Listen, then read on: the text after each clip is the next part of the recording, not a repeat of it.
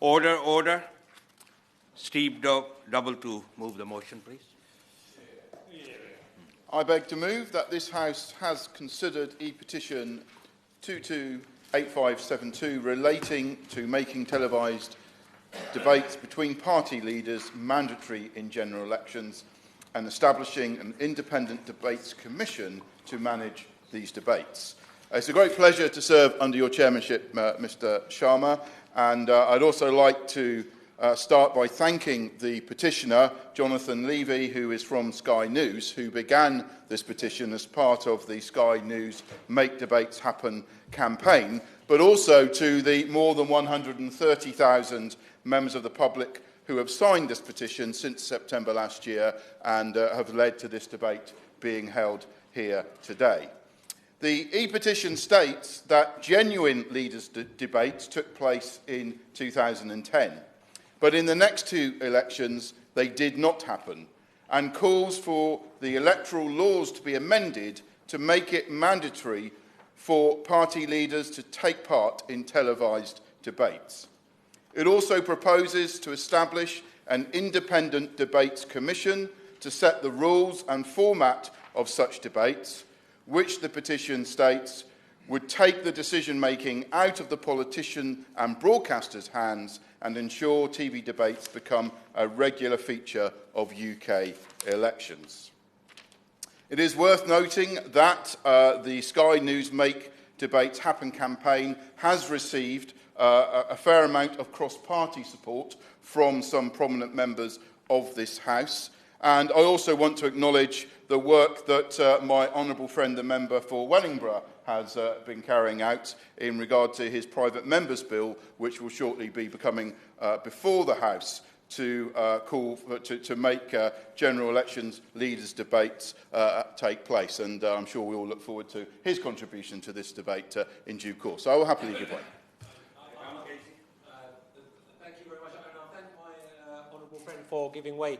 And I wholeheartedly commend Sky News and others in their initiative for an independent commission on televised election debates. Would my honourable friend not agree with me that it should definitely be the case that there should be an independent commission rather than being left to the Prime Minister of the day to be left to their political whims as to what is in their best interest? And would my honourable friend also not agree that maybe we should also have deputy leaders' debates within this whole framework as well?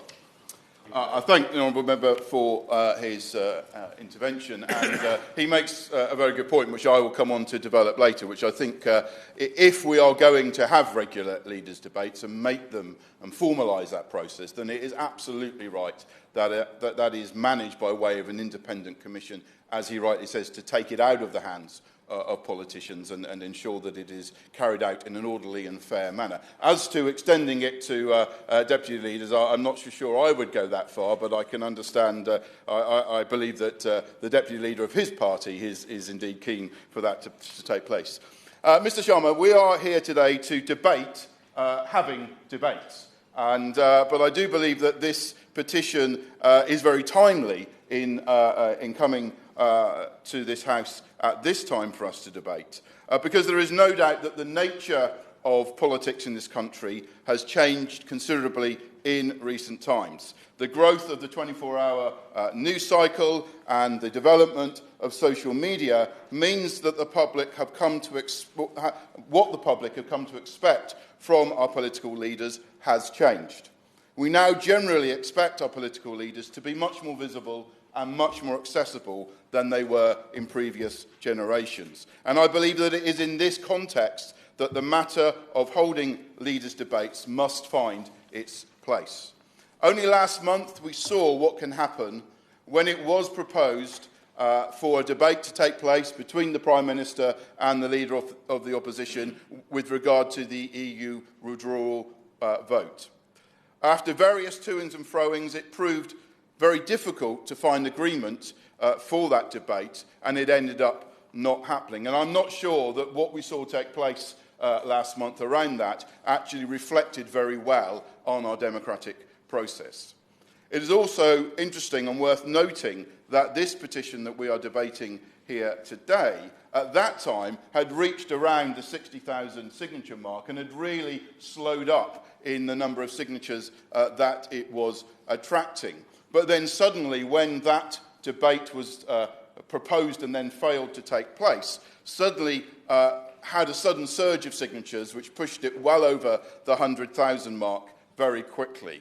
And I think that this shows both the level of interest there is among the public for leaders' debates to be on TV, but also perhaps the level of frustration that many people felt that the toing and froing that went on, the sort of horse trading that went on at that time, didn't materialise in the debate taking place. And I believe that there is clear evidence that there is an appetite among a large part of the public to see our politicians, our political leaders, debate on TV. I will happily give way. I'm grateful to him for hearing it, and I apologise for missing the start of his speech. And I agree with him that what happened last month did not reflect particularly well on politics within the British state. But one of the big problems with that episode was that it was seen as a debate between just the Labour Party and the Conservative Party. Does he agree with me, if we're going to have these formalised television debates, and they're vitally important for democracy, that every single party contesting in those elections should have a part to play? I'm very grateful to the honourable member for that intervention, and I'm not at all surprised that he makes the point that he does, I believe, for obvious reasons. And I think that is one of the big challenges and one of the questions that would need to be addressed, and right that it be addressed by an independent commission, because I think there is clearly a tension and a balance that has to be struck when it comes to leaders' debates as to who is included, how many debates there are, etc., to make sure that we strike the right balance between including all political parties in that process, but also, I believe, meeting the expectation that I believe a large part of the public have, which is that what they want to see is a debate between people who realistically are likely to be the future Prime Minister. And that is one of, I think, the big tensions that leaders' debates creates and would need to be addressed by the Independent Commission. But I absolutely take on board the point that he is making. The fact is, I believe today, that fewer and fewer of our constituents vote for us or for our political parties or indeed our leaders simply based on what they read in the leaflets we put through their doors or in the newspapers. There have been significant changes in the way that we all interact with one another and how we gain the information we need through the media as well as through social media in order to inform ourselves before we decide how to vote. And as I previously said, there is a very clear expectation among the public that politicians, and particularly leaders of political parties, are much more visible and much more accessible than they were previously.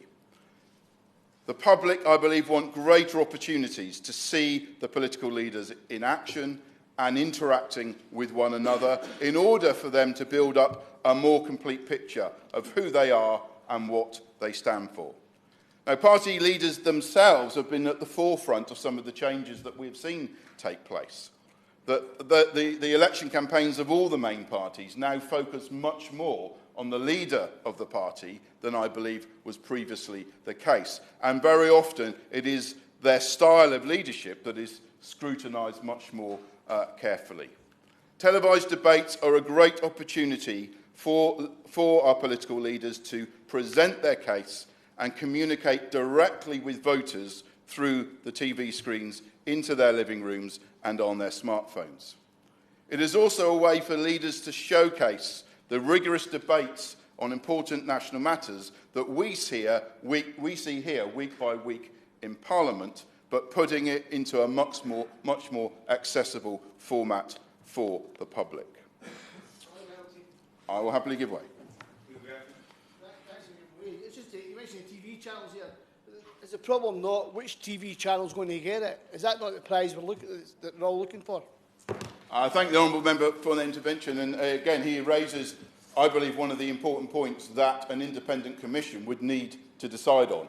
And again, that's why I believe it's important that we have a commission that is independent, both from politicians but also from the broadcasters, who can manage this process and make those sort of decisions about who would be involved in the debates, but also who would be broadcasting the debates. Clearly, from my point of view, I think it should be made as accessible as possible and shared across as many broadcasters as possible. But that is something that an independent commission, I believe, would have to manage. Mr. Sharma, I am of a view that it is probably inevitable that debates will become a regular feature of our elections in the future.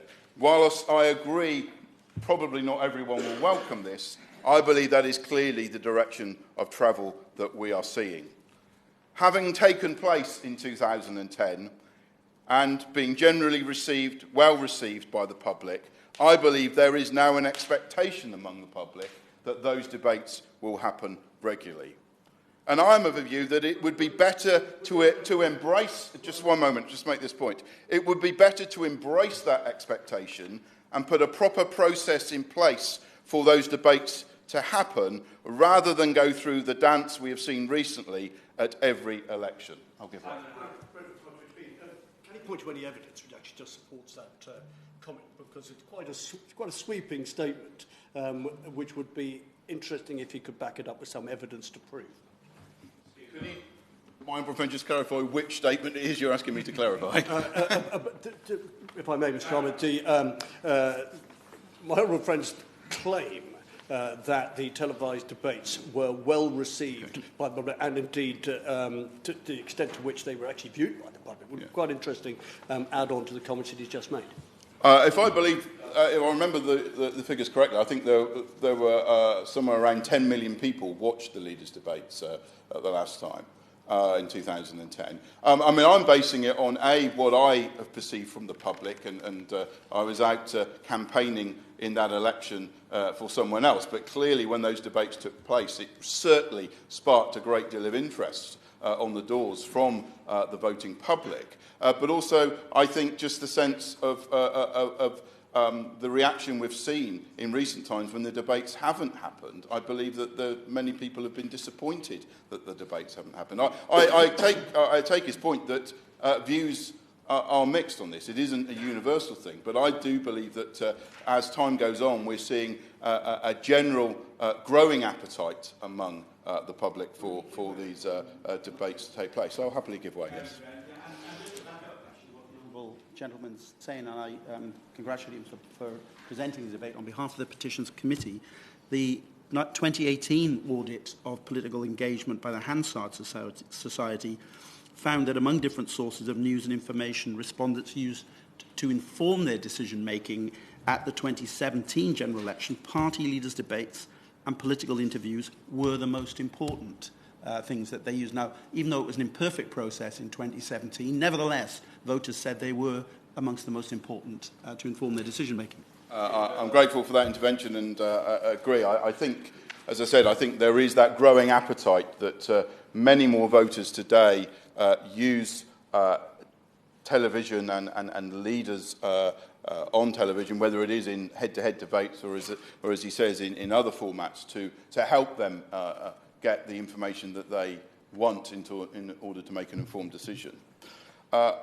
I feel that the current situation where we have horse trading between the parties and a sense of no one really knowing whether debates are going to happen or not, and people sort of putting out their criteria and you know, if I'm honest, not quite sure how serious anyone is about really wanting the debates to take place or not. I don't think it is helpful, and I don't think it reflects well at all on our democratic process. And therefore, I believe it is probably time to embrace this and to formalise the process so that everyone is clear about what the expectations are and that it is taken out of the political sphere and put in the hands of an independent body who can manage this process, hopefully, far better.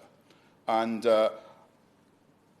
Sky News, in starting this petition, have laid out some proposals for the independent commission that is being proposed that would manage this process, that it would be established by parliamentary statute, that it would be funded solely by agreed contributions from UK broadcasters. I'm sure something we would all agree on, that it should not be the taxpayer that funds this commission or holding the debates, that it needs to be paid for by the broadcasters. That is made up, that the commission be made up of former judges, civil servants, broadcasters and other public figures who have experience in the media and politics. That is overseen by a crossbench peer with relevant experience. And that it works to ensure that the general public have the opportunity to see the leaders of the political parties who could form a government debate each other by including at least one televised debate between electorally realistic candidates for Prime Minister before every general election. I believe these are sensible proposals that would put a framework in place that I believe would manage this process well and ensure that it happens in an orderly and fair manner. I'll happily give way again. Not being awkward for the sake of it, but just on the basis that a televised debate is just one means that any party or any leader will have of communicating with voters in the run-up to election, what is so special about this particular form of media? Why would the Independent Commission not, for example, have any say over any other of the whole range of methods in which we communicate with our potential voters? It seems strange to just isolate television as the preferred means by which you would impose this new regime, and disregarding social media, for example, which probably reaches, although I don't know the exact figures, just as many people in just as an effective way. I wondered why we just stick with one. Well, I think the answer to the point he's making is that what is unique about leaders' debates on television is where leaders of political parties go head-to-head with each other, whereas things on social media are primarily, political parties promoting their own leader or their own policies, etc., rather than having a head-to-head debate, which clearly would need to be managed and adjudicated in a fair and transparent way, which I think is quite different than political campaigning of individual parties taking place on other media platforms. I mean, clearly we already have party political broadcasts on TV, which are regulated. I think this is a sort of extension of that, but clearly the head-to-head nature of it means it is, I think, a slightly different animal than the regular campaigning that we see take place. Having said that, I think we are at a point where we probably need to embrace this. As has already been mentioned, I think we do need to balance any decision to formalise regular leaders' debates with the legitimate concerns that some have.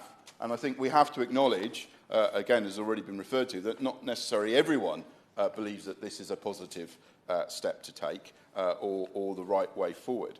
And it was interesting, I think it's worth noting, that in the run-up to this debate today, the House of Commons social media team did carry out a very quick and unscientific survey on the Facebook page and asked the question, should party leaders have to take part in TV debates before a general election? And it's true to say that the response was very, very mixed. And in fact, more commenters were actually opposed to televised leaders' debates than there were in favour, and many felt that TV debates were largely about performance and facilitated judgments being made based on personality and appearance and media savviness rather than on a leader's capability to be Prime Minister. Some referred to the Americanisation of British politics and suggested that debates could result in a more presidential style of politics, which runs contrary to our parliamentary institution and tradition. And others pointed to the perceived gap between politicians and voters and believed that canvassing constituents and other forms of direct engagement would be far more useful. So I think we'd just be right to acknowledge that not everyone is entirely enthusiastic about this, but it's something we do need to balance.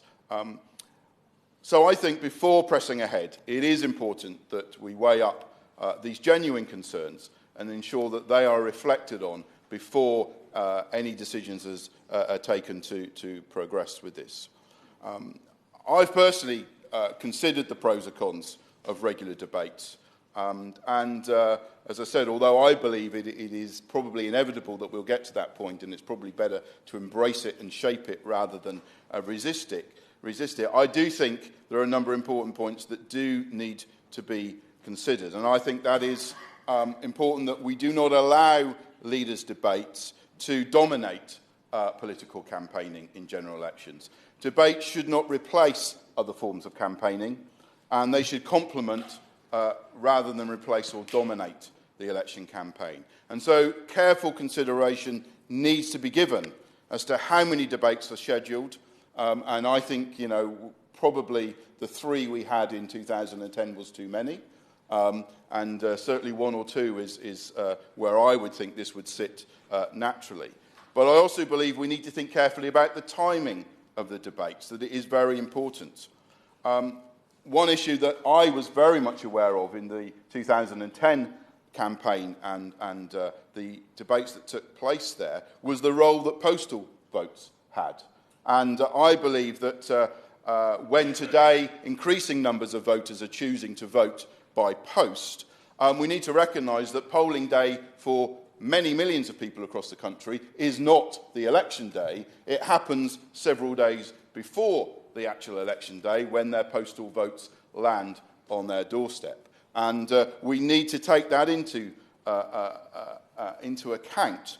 And I believe that it was wrong in 2010 that some of the debates actually happened after the postal votes had landed, and some people had actually already voted before all of the debates had taken place. And certainly, if I was to have any role in this, I would be strongly recommending that all leaders' debates should take place on television before any postal votes are dispatched, to ensure that everyone, every voter, has had a chance to see the televised debates before they get the opportunity to vote. I think it would also have another benefit, if that was to be the case, is that it would free up the last couple of weeks of the campaign, and those final 2 weeks of the campaign would not then become dominated by televised leaders' debates, but by the other more traditional forms of campaigning, and I think that would be the right thing to do. I'm sure many of us remember that David Cameron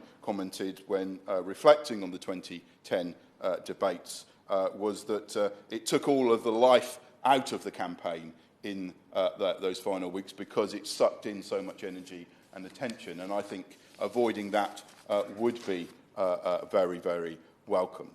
So, in closing, Mr. Sharma, I think that sound and informed debates are one of the fundamental pillars of our parliamentary democracy, and it makes sense that the voting public are able to see our political leaders in debate in general election campaigns. We need to accept that our politics continues to change and adapt to the changes in the way that people communicate and inform themselves, and we should embrace this change in our election campaigning. I believe that leaders' debates are a good format for politicians to be more accessible to voters, and should we decide to formalise for regular leaders' debates, then it is absolutely right that it is taken out of the hands of politicians and broadcasters, and that it is put in the hands of an independent commission to manage this process, and also to reaffirm that this should be completely funded by the broadcasters, and the bill for this should not in any way come to rest on the taxpayer. So, Mr. Sharma, I trust that this debate will prove a useful opportunity to consider this matter. Once again, I want to thank Sky News for initiating this petition and the 130,000 people who have signed it, and I very much look forward to the contributions from other honourable members here today, and especially to hearing the Minister's response at the end of the debate. The question is that this House has considered e-petition 228572 relating to an independent commission on televised election debates. David Drew. Thank you, Mr. Chairman. I'm delighted to serve under your chairmanship, and can I congratulate the honourable member for St Austell and UP for a really, I think, introducing this petition in a particularly objective way, even though he happens to support it. So I think he covered many of the issues. Now, I hadn't originally intended to engage in this debate. I just wanted to make one point, but given that there is an opportunity, I'll wrap that point into a wider speech. I mean, for my sake, from my perspective, the 2010 debate let the genie out of the bottle, and you quite simply cannot put it back in. I mean, it was bizarre that we had this particular situation both in 2015 and in 2017, where the Prime Minister of the day, where there was at least a precedent, decided that that wasn't appropriate in this particular election. And I think that is a dangerous thing. I think we give Prime Ministers far too much power. So I do think there is a need to give some independent voice to this particular issue, and that should not rest with the government of the day, let alone the Prime Minister of the day. Now, my main point is that, and this is the point I'm going to make, that to me, the broadcasting of politics is in serious need of an investigation. I don't know if I'm right, and the Minister will no doubt put me in my place if I am wrong, but I've been quite alarmed since I've been back in this place at the lack of regional coverage, certainly by ITV, and I don't think they're meeting their legal obligations. I mean, this is written down in statute about the amount of coverage there should be. Now, this may seem to be somewhat different as a point from whether we have prime ministerial debates, but I find it interesting that this was initiated by Sky, who aren't subject to the same rigours as both the BBC and ITV. And I just find it rather disappointing that our mainstream media don't want to get as much as they should do from the political scene. Now, I don't believe they should show it at 7 o'clock peak time. I know there are reasons why this will go down very badly with the wider electorate. But there are rules and regulations on how much politics should be shown, both at a national level and a regional level. And to my mind, that's not being adhered to. And I think that this is why this debate is particularly apposite at this time, because we should be able to take this out of party politics, to put into some independent scrutiny arrangement, to make sure that politics is properly covered in the media, certainly the broadcast media, which has more control on it, of course, than the print media. So, I mean, my main point is that I really hope that this is something that doesn't end with this particular prime ministerial debate, but looks more wholeheartedly at the way in which broadcasting is currently being handled, and making sure that there's sufficient time is given to it. Now, I don't expect the Minister to be there with a time, with the stopwatch, counting every minute. Maybe she's got time to do that. But I just think we are being shortchanged, and I think that's something that we ought to pay attention to. To return to the main issue, I mean, again, I thought the Honourable Member for Carmarthen West and South Pembrokeshire may have been onto something there. He may have come at it from a different direction from me, because I'm not sure he's convinced that this is the right way we should be conducting our politics. But certainly, he made the point, and I think he probably doesn't share my view, but he made the point that this should be subject to some form of wider scrutiny, and I would share that. And again, I think it's important that we put that on the record. Now, to me, these debates have to be held in the fairest and most impartial way as we can, which again is why it needs to be taken away for the PM of the day. It cannot be in any way fair and impartial where one person gets to decide whether they go on the television to defend their party's policies, because that's what they are at that time, because they're not the government of the day. They are a party standing for election. So I think it's right that it should be taken away from them. Now, we all, whether we like it or not, watch the US presidential debates, which are always seen to be the centre point of the whole presidential campaign. Now, I don't know how many votes are won or lost by those debates. I certainly know that Richard Nixon lost, but whether they're won is another matter. the fact is that that is built into their constitution, and although they have a president, and I make it very clear our Prime Minister is not a president, and that we should constrain the role of the Prime Minister, this is a way in which the public can at least have some comfort that the person that will be leading the government is able to answer questions in a format that they can access and they can make their own minds up. That's why it needs to be, as the Honourable Gentleman for St Austell Newquay said, it needs to be earlier and recognise that so many people vote by post nowadays, that has to be taken account of. And I still don't understand, given that we have a fixed term Parliament Act, we know when the next election should be, that we do not yet know how many days that election campaign will be held over. And again, it would be quite good to regulate this so that we know where the debate will be in terms of the actual time of the campaign. So this is all laid down so candidates can prepare for it and the public can be made aware of it. Now, whether we have 2 or 3 or just 1 television appearance, again, I think that needs to be properly investigated and certainly subject to debate in this place, which is why we're here. My last point, again, it really reinforces what the Honourable Gentleman said.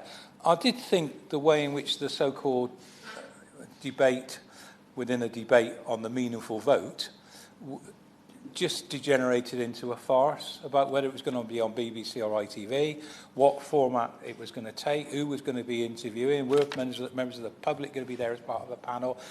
This doesn't help us in this place.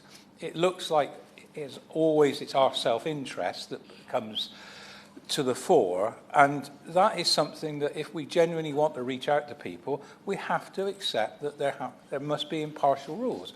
There must be a way in which this is done, and that's why I would hope that this Commission doesn't just stay with the Prime Minister's debate, but has wider-ranging responsibilities, so that we know if it's a really crucial issue, then there are rules by which who is going to be interviewed, how they're going to be interviewed, what time they're going to be interviewed. All that should be laid down in advance, rather than it being a Dutch auction of whether the Leader of the Opposition brings it forward or the Prime Minister, so that it looks like one or the other is going to blink first. And that doesn't do any of us any good in the long run. So I think this has been a useful debate. I think most of us would support this as something that has to come back, has to be properly dealt with by Parliament and the government of the day. And just to finish, I think that eventually anything that adds to people's interest in politics has to be a good thing. Of course it has to be properly managed. And of course it has to make sure that those who take part, there is balance from the different parties and the rest of it. And that will be difficult with so many different parties represented in this House, for example, let alone perhaps in the wider, in the wider world, which means that there must be a de minimis level based on the previous general election so that we know who is entitled to take part. Otherwise, you would get people inventing themselves as a party leader just to have a free hit on the television. So those things would have to be looked at. But the only way you can do that is have an independent commission which has the powers and the duty to make sure that this is done properly, and this is done in a way in which our democracy is enhanced rather than belittled. Thank you very much, Mr. Sharma. It's a great pleasure and also to follow the honourable member for Stroud, and I agreed with virtually everything he said, and of course to follow my honourable friend for St Austell and Newquay, who I thought moved the motion in a very reasoned way. And I also thank the Petitions Committee for putting on the debate. That's one of the advantages that came out of the, if you like, the expenses scandal. We moved to a position where the public can have things debated in this House that they're interested in. And I'm delighted we've got such an excellent minister who's going to respond and agree with everything I say. No, we have a very good, excellent minister. I'll be very interested to hear what she has to say. And also for the shadow minister and the a spokesman for the SNP, again, two excellent parliamentarians. I'm very interested, in fact, to hear what the shadow minister says, because sometime in the future it's possible his party will be in government And I hope what he says now will apply if they're in government, because there has been a problem that people, when they're in opposition, have been quite keen on TV debates, but not when they've actually got into power. I'm very grateful to Sky News for... Yeah, of course, sorry. Just to point out that when I was in government, the Prime Minister at the time did agree with the television debate in 2010. Yes, and that, I will come to that specific point because it's a very good example. But I just want to say, you know, Sky News has done something which is really useful because it's got the wider public thinking about these debates. We cannot arrange them 2 or 3 months before a general election. We have to have an independent commission because the problem is the party that has the advantage doesn't want to have a TV debate. The only time you actually get a debate is, for instance, the Prime Minister thinks they're behind and the Leader of Opposition wants to get publicity. And that's exactly what happened with Gordon Brown. And Gordon Brown thought it right, I suggest, because he was behind to have the debate. And I think the debate between Gordon Brown and David Cameron and Nick Clegg was very good.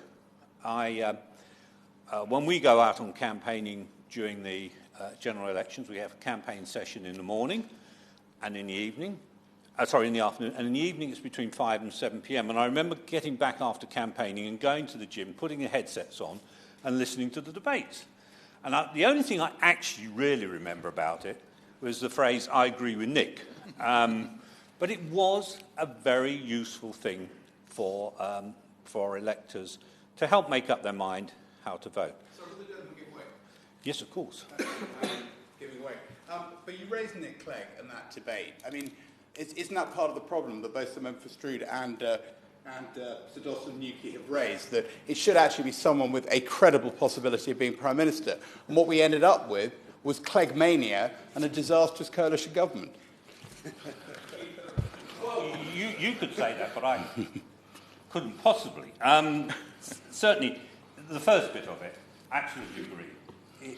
And when I talk about my private members bill a little later on, I will explain that I'm only going to have the Prime Minister and Leader of Opposition debating, because I think if it's the leaders' debate, we're looking at who's going to be Prime Minister. But there are some spin-off advantages to us here in this chamber if we have leaders' debates. There's nothing worse as a candidate to be told that you're getting the leader of your party to visit your constituency. You know you will lose days of campaigning because of it.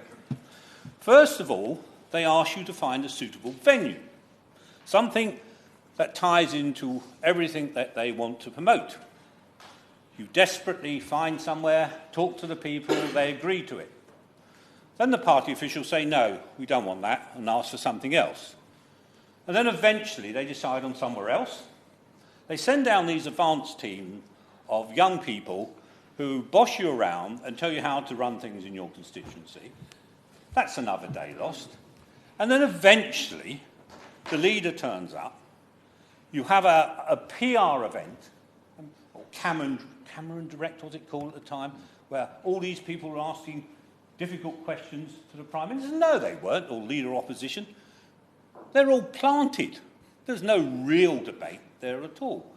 So you lose 3 or 4 days. So if we had these leaders' debates, that's at least a few days when they can't come and visit us in our constituency.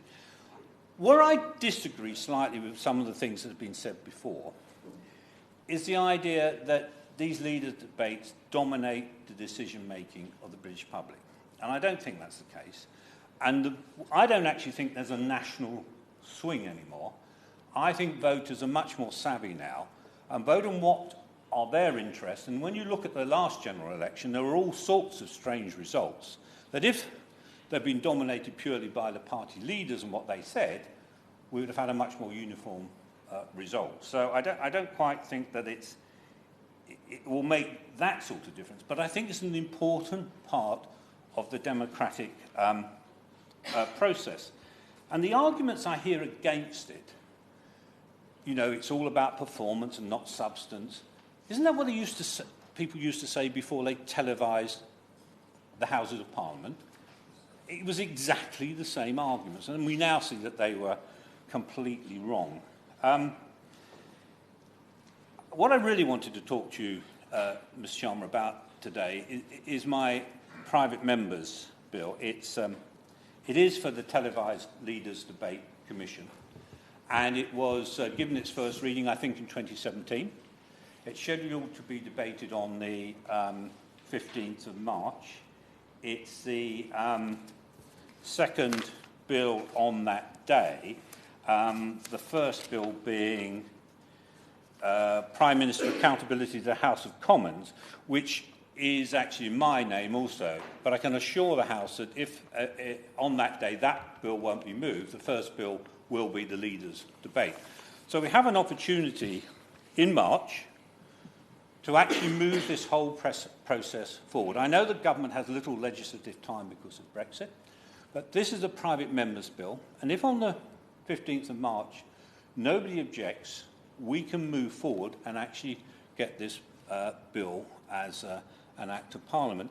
And I hope that both the opposition and the government will allow the House to make its own decision on this and not try and block it by some parliamentary procedure.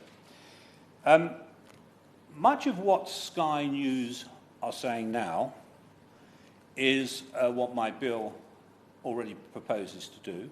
It is to set up a commission, an independent commission, with the responsibility to have a number of leaders' debates during the regulated period.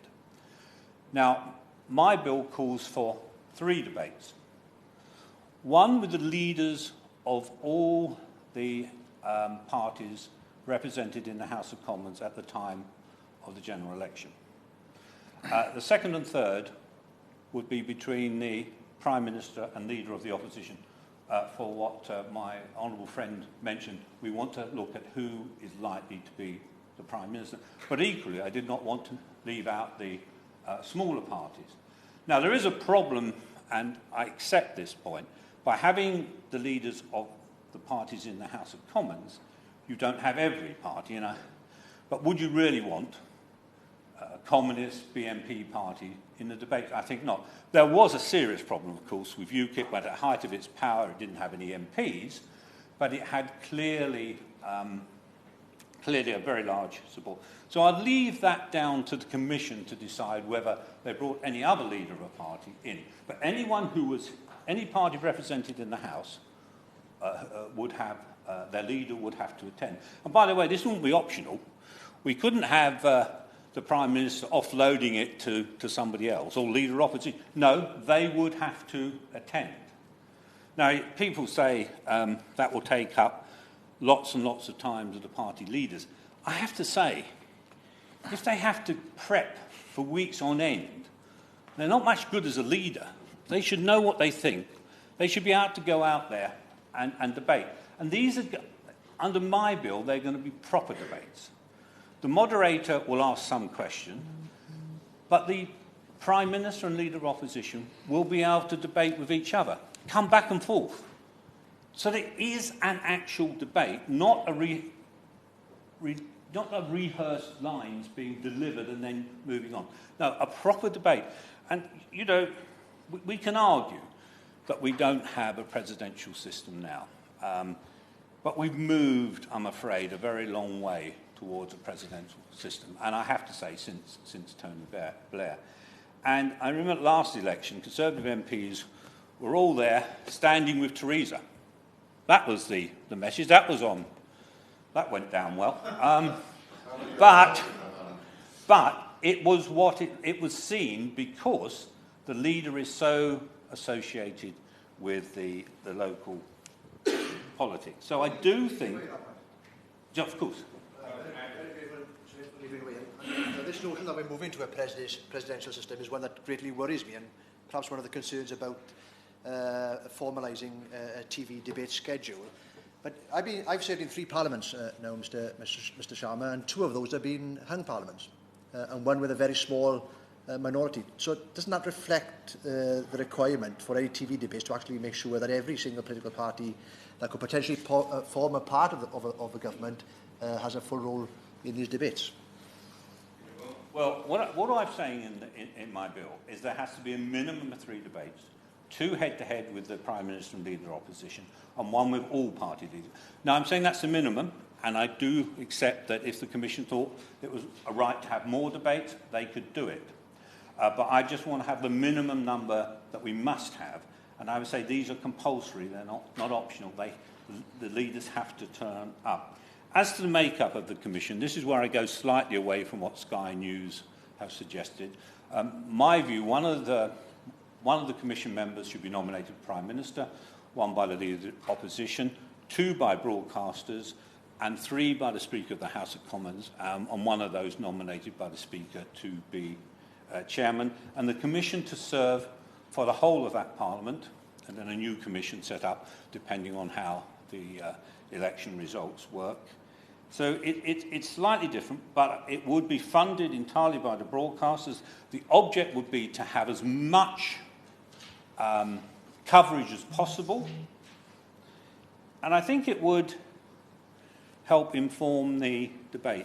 Now, may I just address these remarks directly to the Minister? I'm sure I know, because we've got a very good Minister, that she'll take on board what we're saying. But this is one of the opportunities for the government to do something now that will benefit democracy when the general election comes round. We know that the Prime Minister is not going to lead the Conservative Party into that next general election. She's said that. So I think it's a great opportunity as part of her legacy to do this. And I do hope it won't be dismissed out of hand. One of the great advantages of the debate today, for me, is that when the second reading debate is held in March, even if we only have limited time, I can point to this debate to say this is what members said here. And one of the reasons I haven't published the bill yet is because I wanted to hear what members said today so that could be incorporated in the bill. And I entirely take on the point that my honourable friend from St Austell Newquay said about the 2 polling days, about the postal vote day and the actual polling day. And it seems to me absolutely right that the leaders' debate with all party leaders should be before postal voting day, and at least one of the head-to-heads should be before postal voting day. And I will now incorporate that in my draft bill. And I hope members here can find time to serve on the Bill Committee as we move forward, so that all the details can be worked out. And then, I hope it's this Minister who will be on the Bill Committee, and then when we can get an Act of Parliament. Now, some people say I've been hopeful. I managed already to get one of my private members' bills as an Act of Parliament in this Parliament. I've also got another one, as it happens, on drone regulation, which seems to have some relevance. So, from private members' bills, we can get what the electorate want. Just sorry. Thank the honourable gentleman for allowing me to intervene, and I'd agree with him that this is entirely sensible and inevitable. But surely the fear is that this petition and this campaign may well be kicked into the long grass by the government. And I bring up the point about the electoral laws, which I think are widely accepted as being outdated, in the sense that in February 2016, the Law Commission actually published its interim report calling for its current laws governing elections to be rationalised into a single, consistent legislative framework governing all elections. Now, the government is yet to respond 3 years later. So what chance has the honourable gentleman's bill got in terms of seeing the light of day in due course? I'm going to park other electoral reform, but on this particular one, the public want it, the broadcasters want it, I'm going to argue most MPs want it, and I would argue this is an opportunity for the government to do the right thing. And we actually need a bit of goodwill at the moment, so it would be quite a nice thing to do. I've gone on for long enough. I just want to thank members for coming, those who are coming to support it, and those that are coming to oppose it. Oh, if you... Would the honourable member join me in paying tribute to the extraordinary and supremely able editor of Sky News, my friend from ITN, John Riley, for being the driving force behind this? You know what? I was supposed to say that earlier on, and I think I did mention Sky News, but it is John Riley, and he has done really well. And I'm also to show that I'm also to thank Adam Bolton for what he's been doing at Sky News, who's always fair and balanced when it comes to Brexit. Thank you so much for listening to me, Mr. Sharma, and I'm really interested to hear what other members say so that I can hopefully incorporate some of those comments into the bill. Graham Stranger. Thank you, Mr. Sharma. My honourable friend, I turned up here today to listen to the debate and possibly to make an intervention. And I suppose I start following the excellent speech from the honourable member for Wellingborough with two disappointments.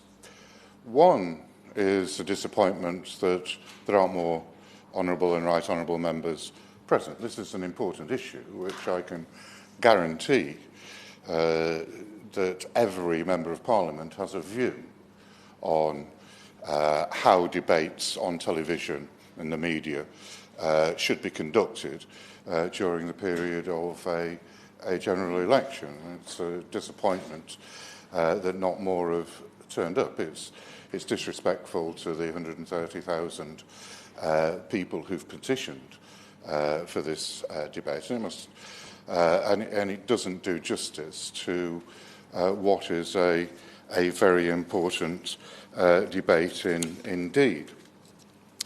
My second disappointment is that I think the three honourable members who've spoken before me have all come to the conclusion that we need a quango to regulate debates.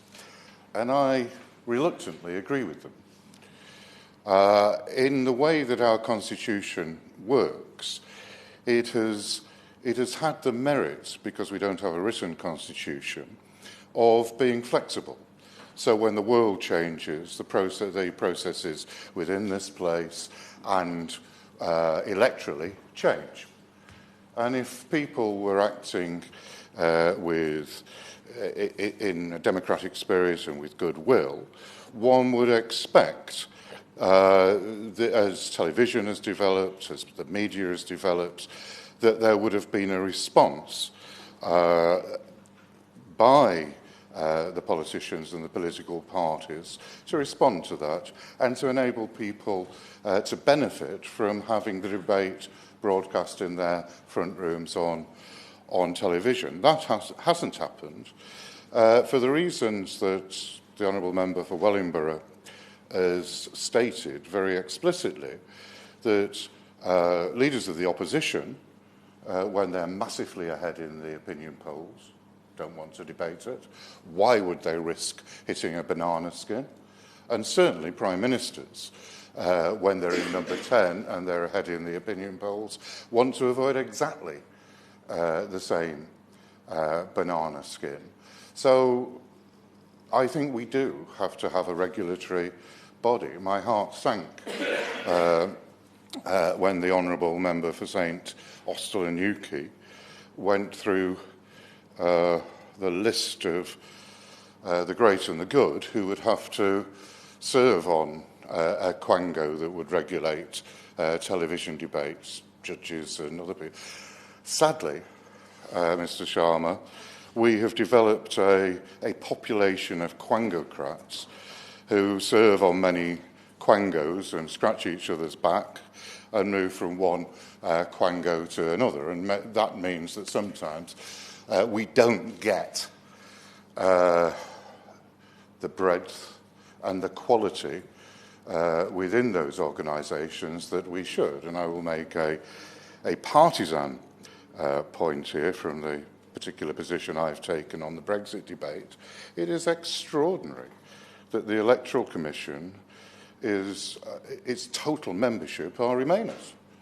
And it is a really difficult problem that we have in setting up any quango, that we don't go to this pool of people who, often public spiritly, I don't want to be too mean, have made themselves available to serve on quangos, and it is a very closed group.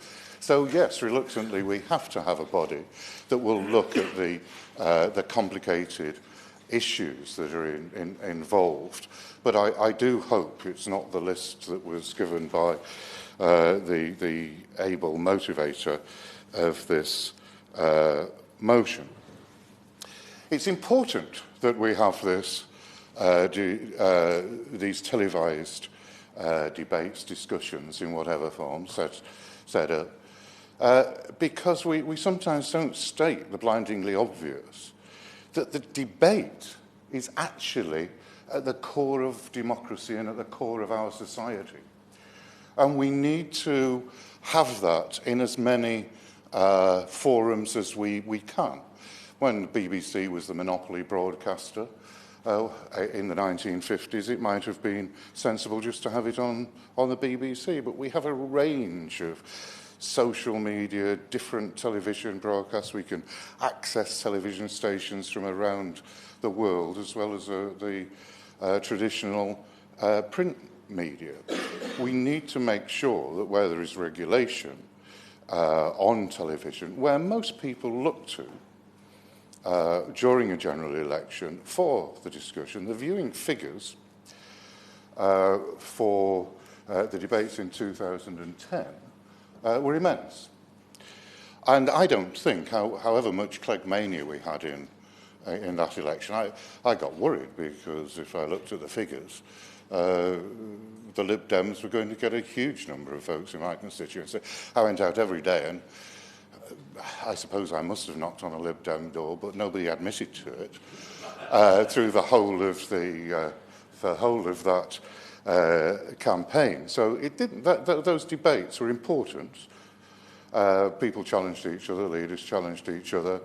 I don't think they changed very much during that debate, as has been the case in many elections. I remember the opinion polls sticking over on the bottom of the Sky television screen in the 1997 election, and the opinion polls barely shifted half a point during the whole of that election. But we live in a time where the world is changing and politics are more fluid than they've ever been, and we need a response to that particular issue. And that is why it would be the very difficult job of a regulatory body to balance up the major parties, who was invited, because it is said rather glibly that only the leaders of the parties that are likely to be Prime Minister should be there. If Mr. Sharman looks at the Canada experience, the people who were going to be Prime Minister in Canada before an election, I think it was probably about 8 or 9 years ago, weren't. One of the major parties got 2%. You look at the major changes that have happened within countries within the European Union, parties that were permanently in the ascendancy, like the Social Democrats in Sweden, are now minor parties. And sometimes these changes happen very quickly. And there has never been a more intense time for debate. So it's going to be a very difficult job for any regulatory body that is set up. But I do think it is vital, because it isn't just that there are a lot of different outlets for information nowadays. We have coined the phrase fake news for a lot of the information that has been about in elections and referenda because of the internet. One of the great things about a debate is the ability to challenge and to to challenge lies, basically. And in the old cliche, if you keep on telling lies, I'll keep on telling the truth. That is the purpose of debate. And when people have complained about the referendum that certain facts weren't facts or were facts. That is the purpose of debate, to expose that, and what better place than on television with a huge audience to get that out. While the 2010 election, I don't think, was affected by the television debates, I believe the 2017 debate was massively affected by the debates, quite simply because the then Prime Minister did not have the courage to go and debate. She would not put the case for the Conservative Party, and they went from having a very large lead in the opinion polls to not being able to form a majority government. So if anybody doubts the power of the debate, and I think the television companies were right to empty seat the Prime Minister and go ahead without her. It was a bit strange, it looked a bit strange, but it did expose the fact that the leader of one of our major parties was unprepared to get up and defend that party's position. The other example I can give of, on a positive side, of television debate discussion, not a formal leaders' debate, but it certainly affected me, seeing how important it was. Honourable members will remember the rise of the British National Party, not to any significant extent, but it looked as though they were making progress when they were led by the bottom feeder Nick Griffin. And when he went on to question time, that evening I was in somebody's front room talking about pavements and street lighting. And at the end of the meeting, they said to me, "Are you going to go and buy a bottle of wine?" I thought, what do these people know about my drinking habits? This is a bit strange. But every single one of those people living in terraced houses in North Manchester was going back to watch Nick Griffin and Jack Straw and the other party people on question time. And Griffin was destroyed.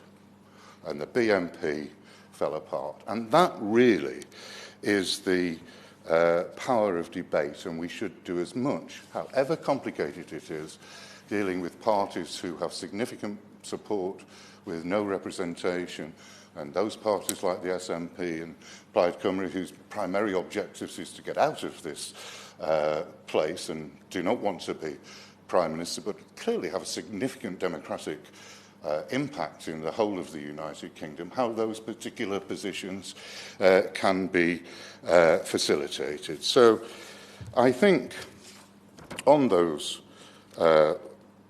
points, one could go on, it's an important issue, we should support, and from what the Honourable Member from Wellingborough said, I wish him well with his bill. It may need some tweaks, but I think the whole of the House of Commons and House of Lords should get together, because when we're away from elections, we all believe in that. It is only the vested interest that we think we can grab an election without debating it that stops people doing it. So I didn't intend to speak, Mr. Sharma, but it's a good debate. It's a shame more people aren't here, and Sky are to be congratulated, as are the people who signed the petition, for stimulating this discussion. Thank you. John Lamont. Thank you very much, Mr. Shaw. It's a great pleasure to serve under your chairmanship today, and I also commend the organisers of this petition and the Petitions Committee for allowing time for this debate to be heard, and the Honourable Member, Honourable Friend for St Austell and Newquay for moving the debate, moving the motion so effectively. Now, I agree with the words of the former Deputy Prime Minister, Lord Whitelaw, who said in the House of Lords in 1990 that Sky News had, and I quote, "a very high reputation. I admire it, as do many other people." Now, those comments from 1990 are certainly relevant today. The broadcaster is award-winning, picking up BAFTAs and Royal Television News Channel of the Year awards. It therefore has a strong reputation for news coverage, and that comes from its strength in the quality of its journalists. Whether it be Beth Rigby, Ed Conway, Mark Stone, Mark White, this broadcaster undoubtedly has a team of top-notch journalists. It is certainly one of the main sources of news in my own household. And that's why, Mr Sharma, I cannot understand why this channel has threatened this enviable reputation by devoting so much coverage and airtime to its own campaign and petition for this Leaders' Debates Commission. I'm now going to shatter the consensus which has thus far convened over this debate. In this day and age, when we're all concerned by fake news and the reliability of what we read, watch and interact with, I do question the editorial decision by Sky News to constantly report on its own campaign as if it were actual news, when it's simply an attempt to gather more signatures for its own campaign. Now, this campaign and petition on the Parliament's website started in early September 2018, ahead of the party conference season.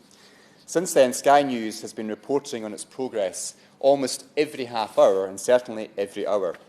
Latterly, there has been a running total of the number of signatures in the top left-hand corner of the Sky News screen, together with its campaign hashtag. During critical moments of the Brexit debate from this place, moments of crisis for the government, or elsewhere in the world, when wildfires were sweeping California or conflict was raging in Yemen, Sky News still found time to insert and promote its campaign for election debates. Now, if the petition was gathering huge support, then maybe it might be argued that, of course, it should be reported by Sky News. But that argument falls flat when one looks at the other petitions appearing on the Parliament's petition website. There's a petition calling for the ban on the sale of fireworks, currently with 297,000 signatures, twice the level of support the Sky News petition has.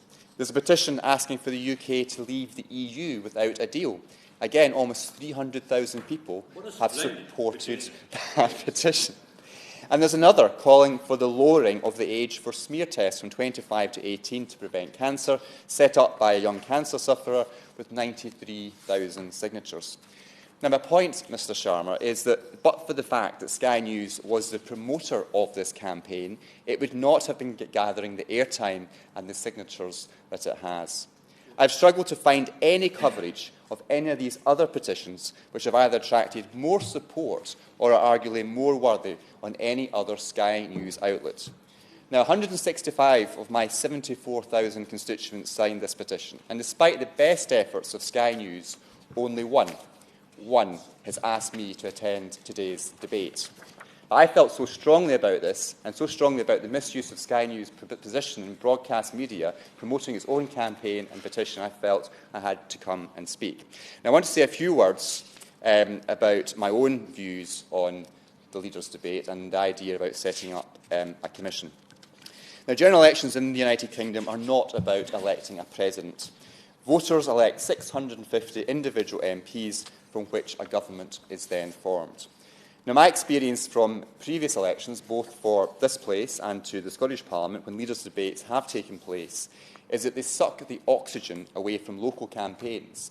And rather than focusing on the merits of each candidate and local issues, they focus on the doorsteps about what will happen in the debates or what has just happened in the leaders' debates. The media reporting becomes all about how well or not each of the different leaders performed. Who looked good? Who answered the best questions? How did the broadcasters appear? How did the newsreaders appear? Not about the substantive issues of the election campaign.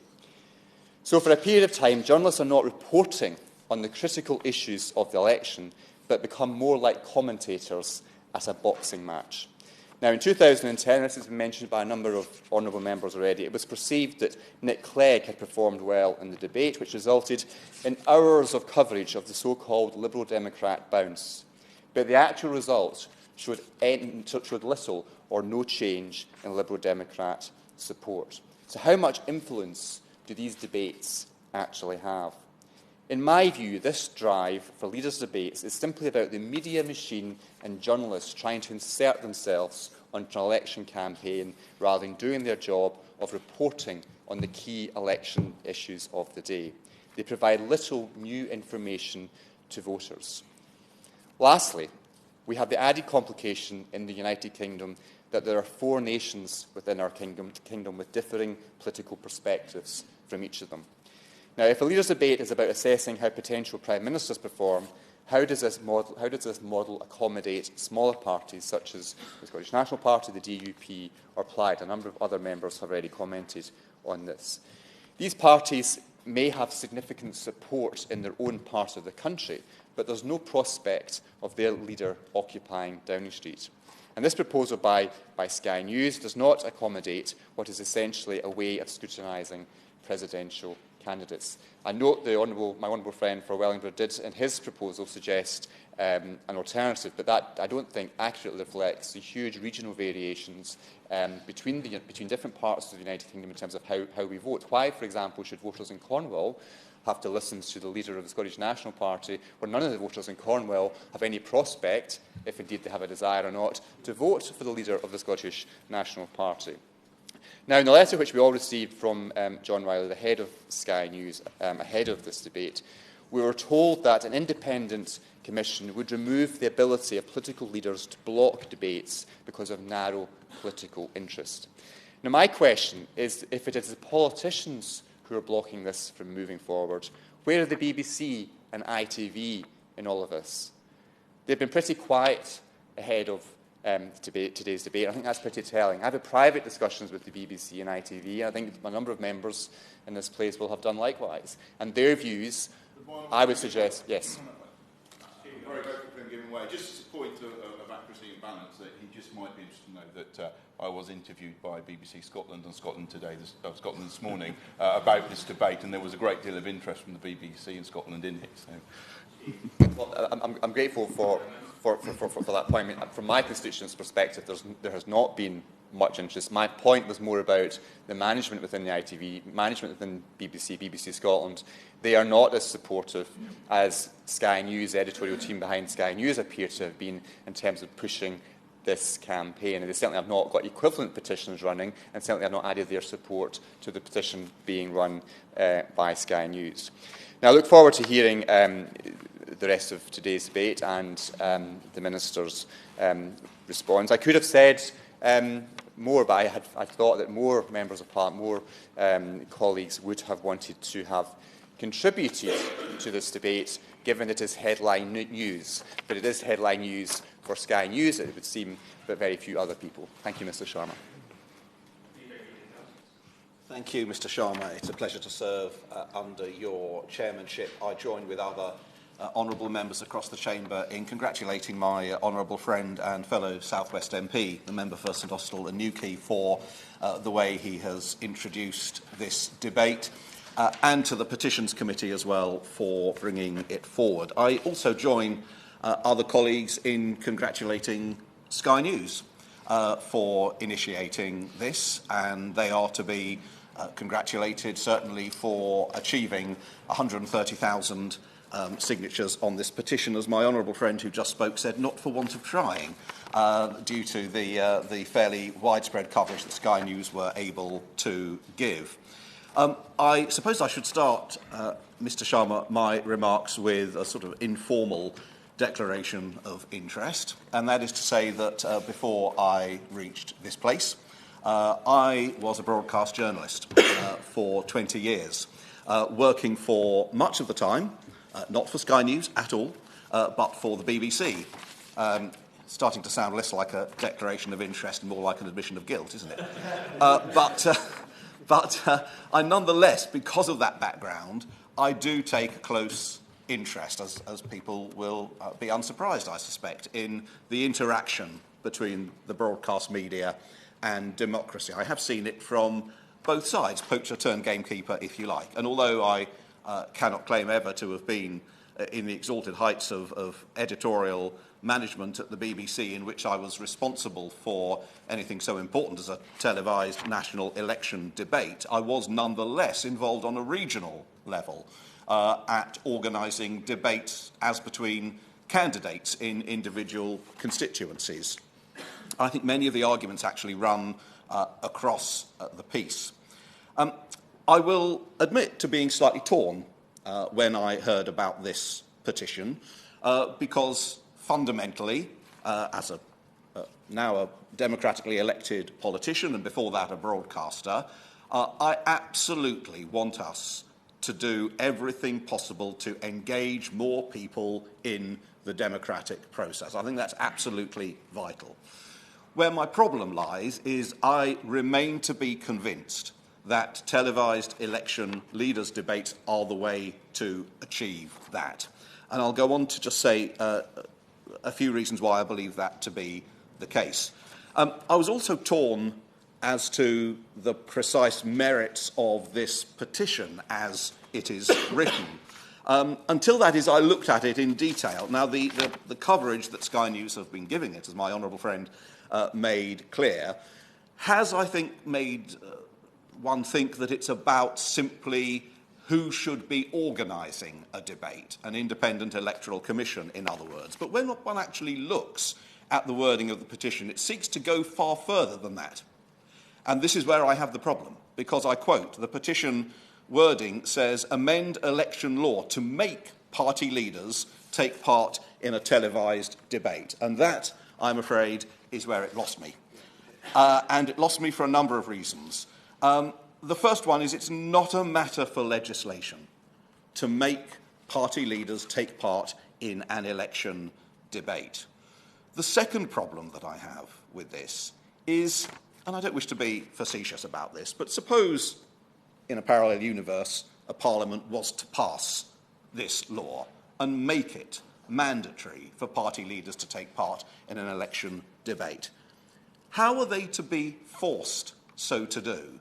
As I say, I don't wish to be facetious, but if a party leader, the Prime Minister or the Leader of the Opposition, declines to take part in such a debate, what is to happen on the night of the debate? Is an independent commission to send beefeaters with spears to force them into a carriage and take them to Television Centre to take part?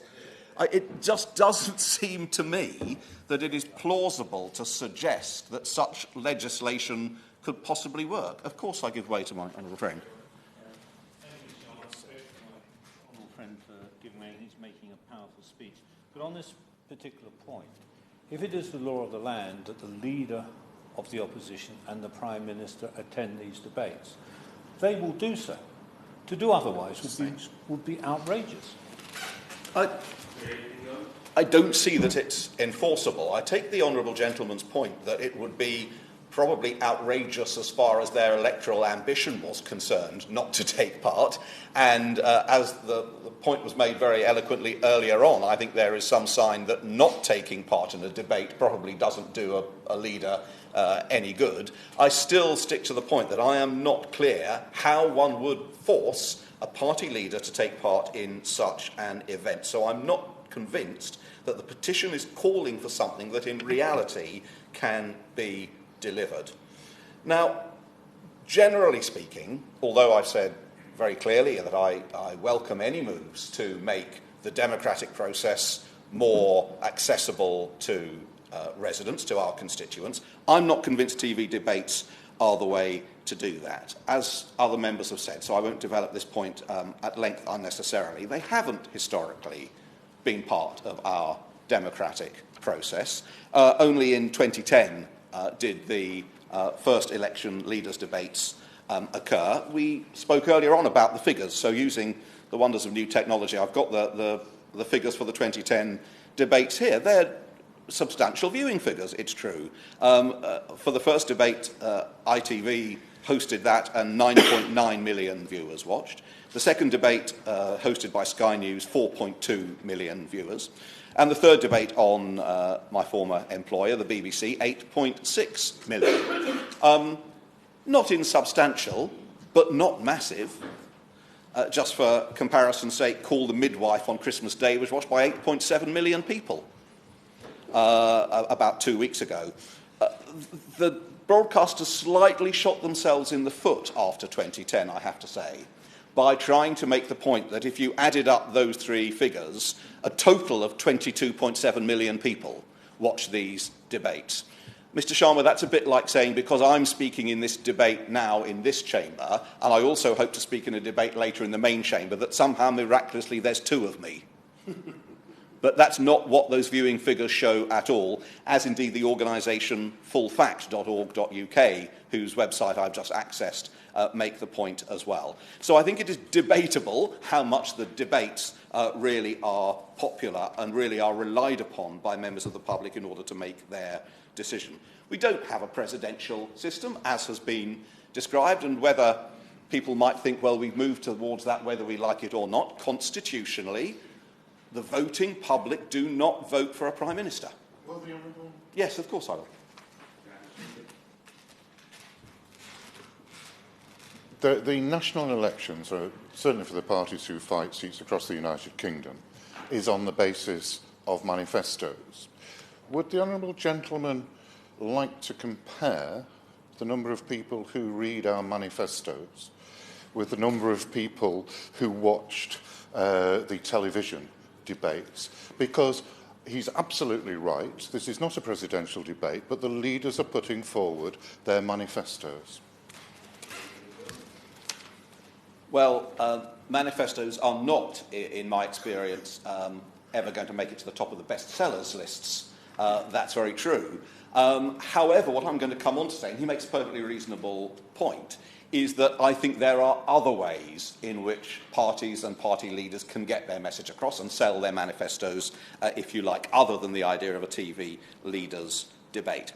But my main concern that I have about the idea of party leaders' debates, and this was ably mentioned by my honourable friend earlier, is that they have a tendency to suck the oxygen out of the rest of the campaign. Now, I take a rather old-fashioned view about this, and perhaps I am aiming for some sunlit uplands that have long since dissipated, even if they ever existed in the first place.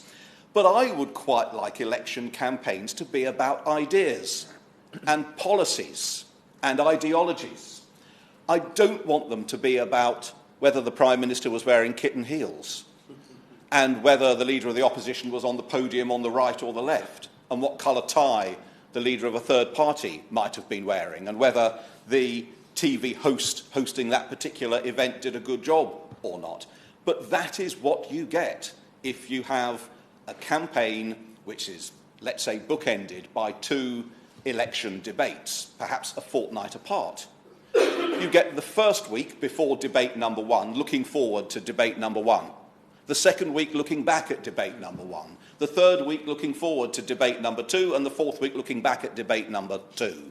When do you ever have time in that to actually have a debate about policies and about ideas? And the difficulty is that is what you will end up with. And I speak, Mr. Sharma, with a little experience, having worked not only in politics in this country, but in Australia as well, and having worked on election campaigns over there, where there is a longer history of leaders' debates on television. They're not hugely watched, I have to say, but they happen, and the public expect them to happen. But the entire election campaign tends to be about the debate and the process of the debate, rather than the ideas that might be discussed during it. And my concern is that that is what we end up with if you rely on a debate as being the means to get people interested in the democratic process. Let me move on briefly, if I may, to what I imagined to start with was the substance of the petition, which was to set up an independent debates commission. And this is an idea with which I have a great deal of sympathy. If there is to be leaders' election debates, we absolutely have to end the current, frankly, chaotic system where the rival broadcasters jockey for position, they put forward opposing ideas of formats, they argue about how high the podium is going to be and whether they'll enter stage left or stage right, and that's before you start getting the individual parties having their say. And one side thinks that a particular format put forward by one broadcaster would favour their man or woman.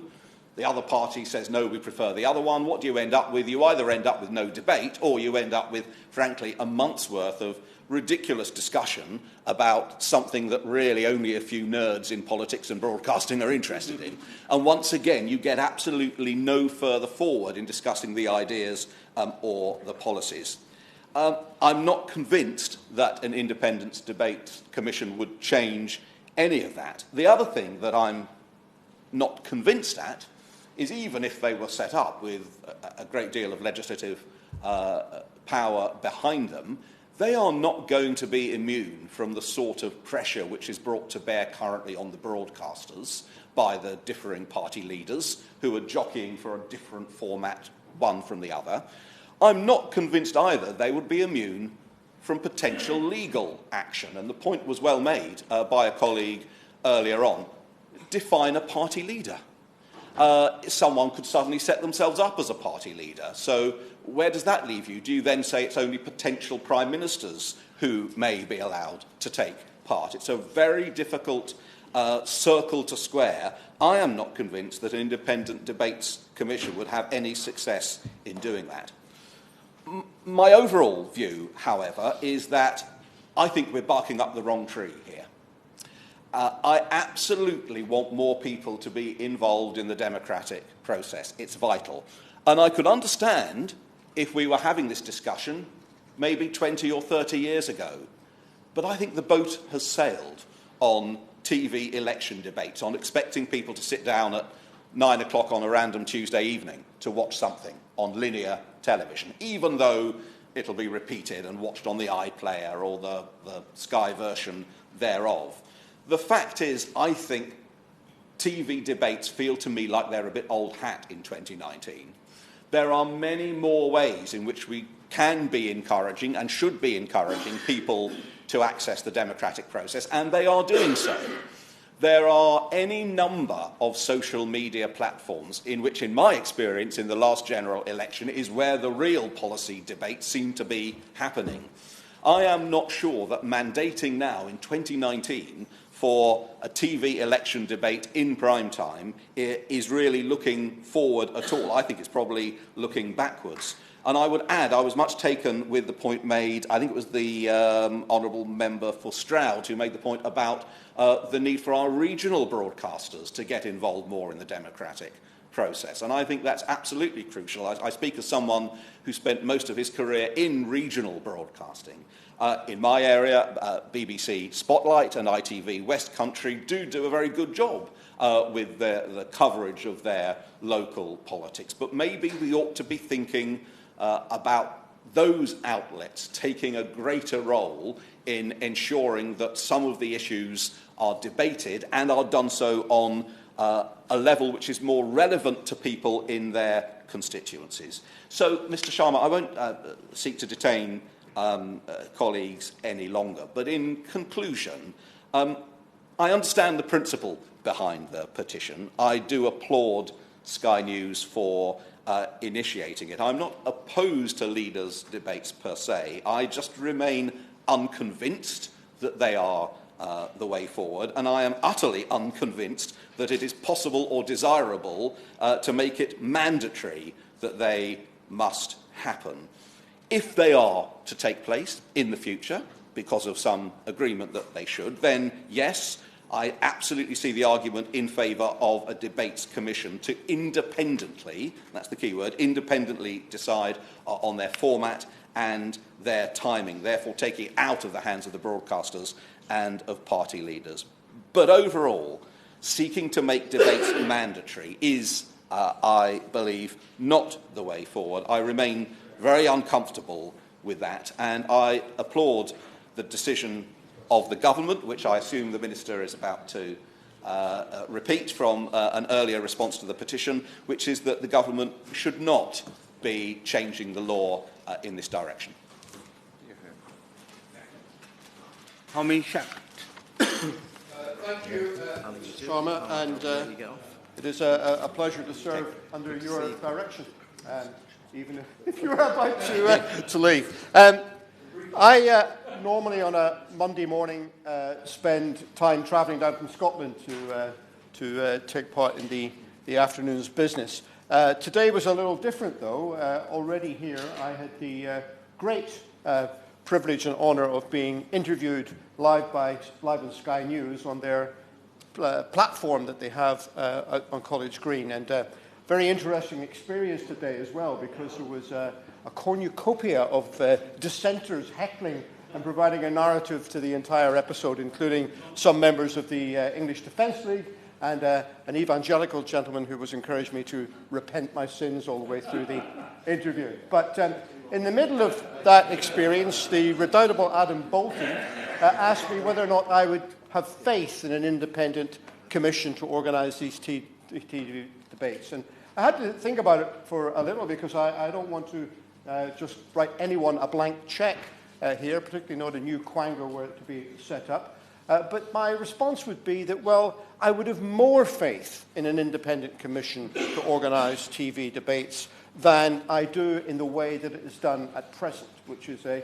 chaotic and anarchic amalgam of political fixers getting together to try and do what is best for them, and the broadcasters trying to do what is best for them. So the idea of putting this onto a statutory footing and having written down the responsibilities and the rights that the Commission must adhere to in organising debates, that is very attractive to me indeed.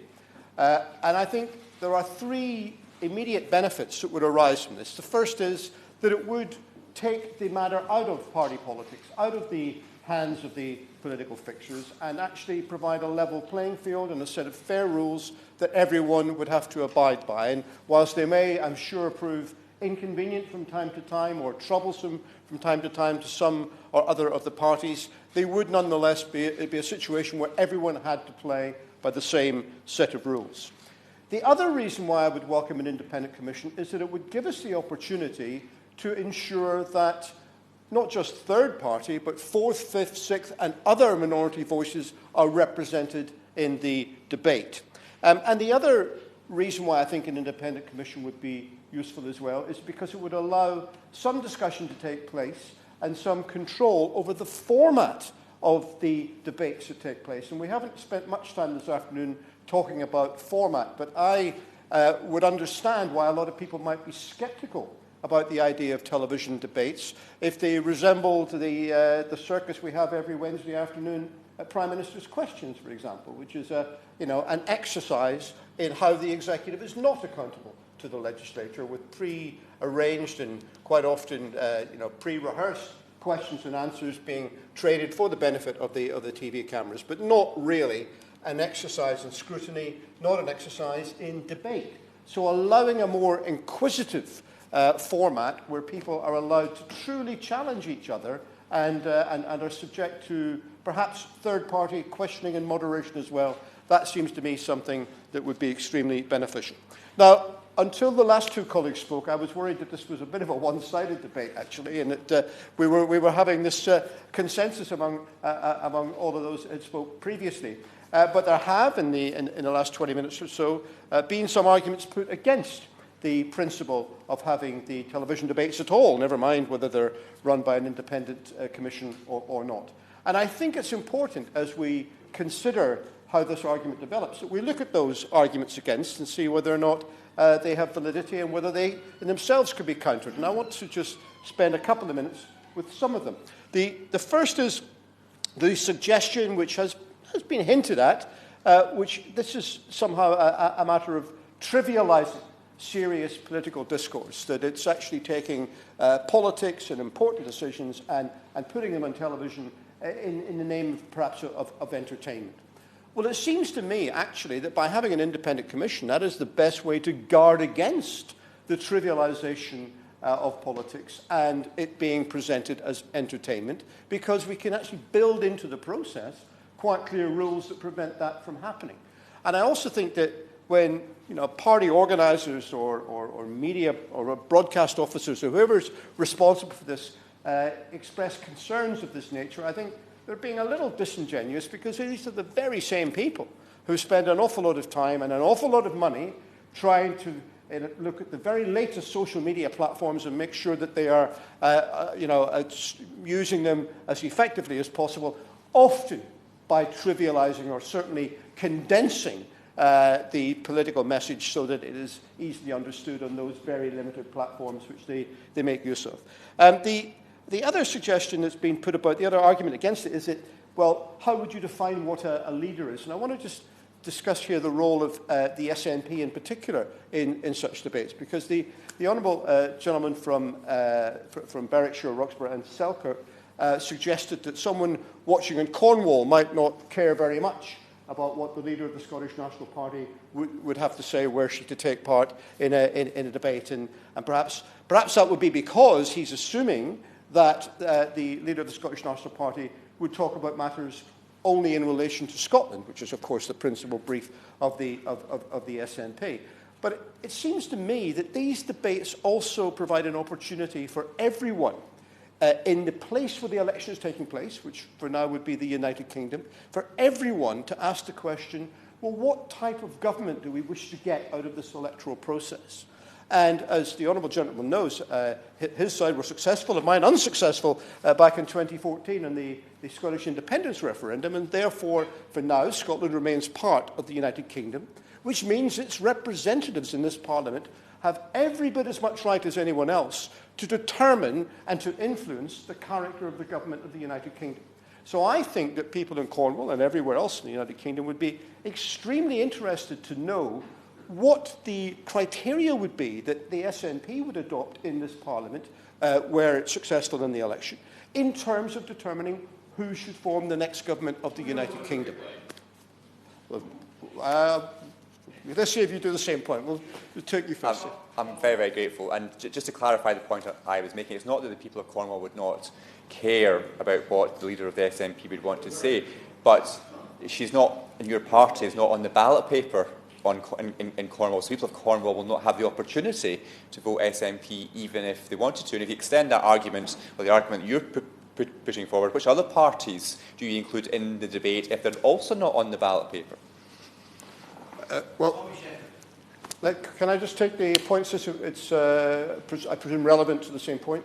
It is. The Honourable Gentleman, I thank the Honourable Gentleman for giving way. The Honourable Gentleman makes a point about actually having the right people into the right debate. And you're quite right, well, the SNP has MPs in Westminster, quite right, they should be taking part in the Westminster debate. So shouldn't it be Westminster leaders that take part in Westminster debates and then MSP leadership taking part in MSP debates? You wouldn't want Theresa May in the debate for our devolved Parliament, so therefore it shouldn't be Nicola Sturgeon having the debate for a Westminster. It should be your Westminster leader.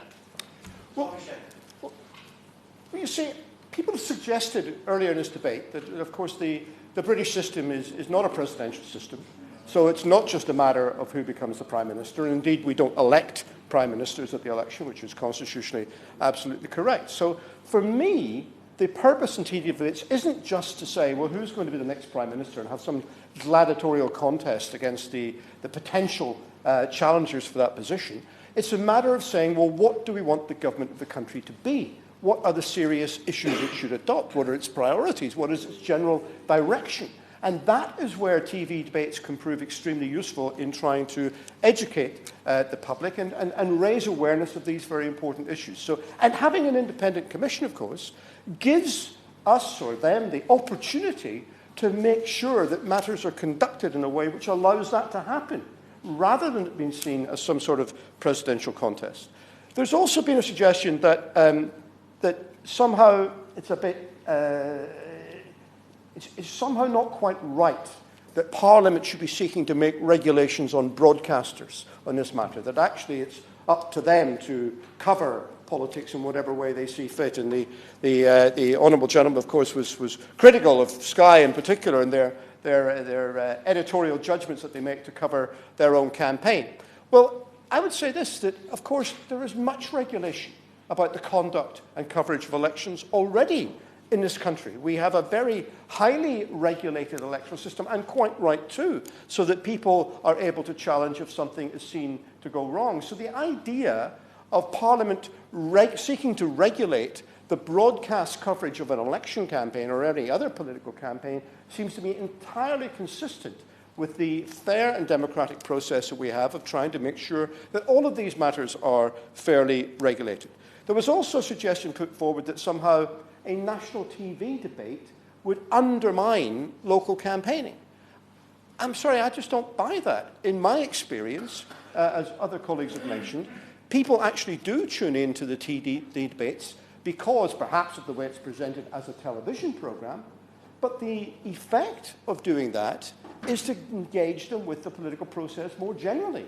And they then move on, having been, maybe not hooked is the wrong word, but having their appetite whetted a little bit, they move on to take more interest in the local campaigns and to ask questions, perhaps getting involved, perhaps turning up to hustings that might be there for the local candidates as well. And these two things can actually be perfectly symbiotic to each other. One can encourage the other. And frankly, anything that we can do to try and stimulate political awareness, political engagement, is going to be for the long-term benefit of our democracy. Can I return to this question of the role of minority voices in this? Because I do think it's very, very important that we stress, and I say this to the honourable gentleman from Wellingborough, I think in these debates we need to stress that this is not any longer, if it ever was, a two-party political system. There are third, fourth, fifth parties, and they have a right to be represented as well. So sorry, am I in danger of running out of time? Is it 10 minutes? Okay. Well, I am coming to an end, but I want to stress that, okay, I'm in danger of running over time, but I'll happily give way.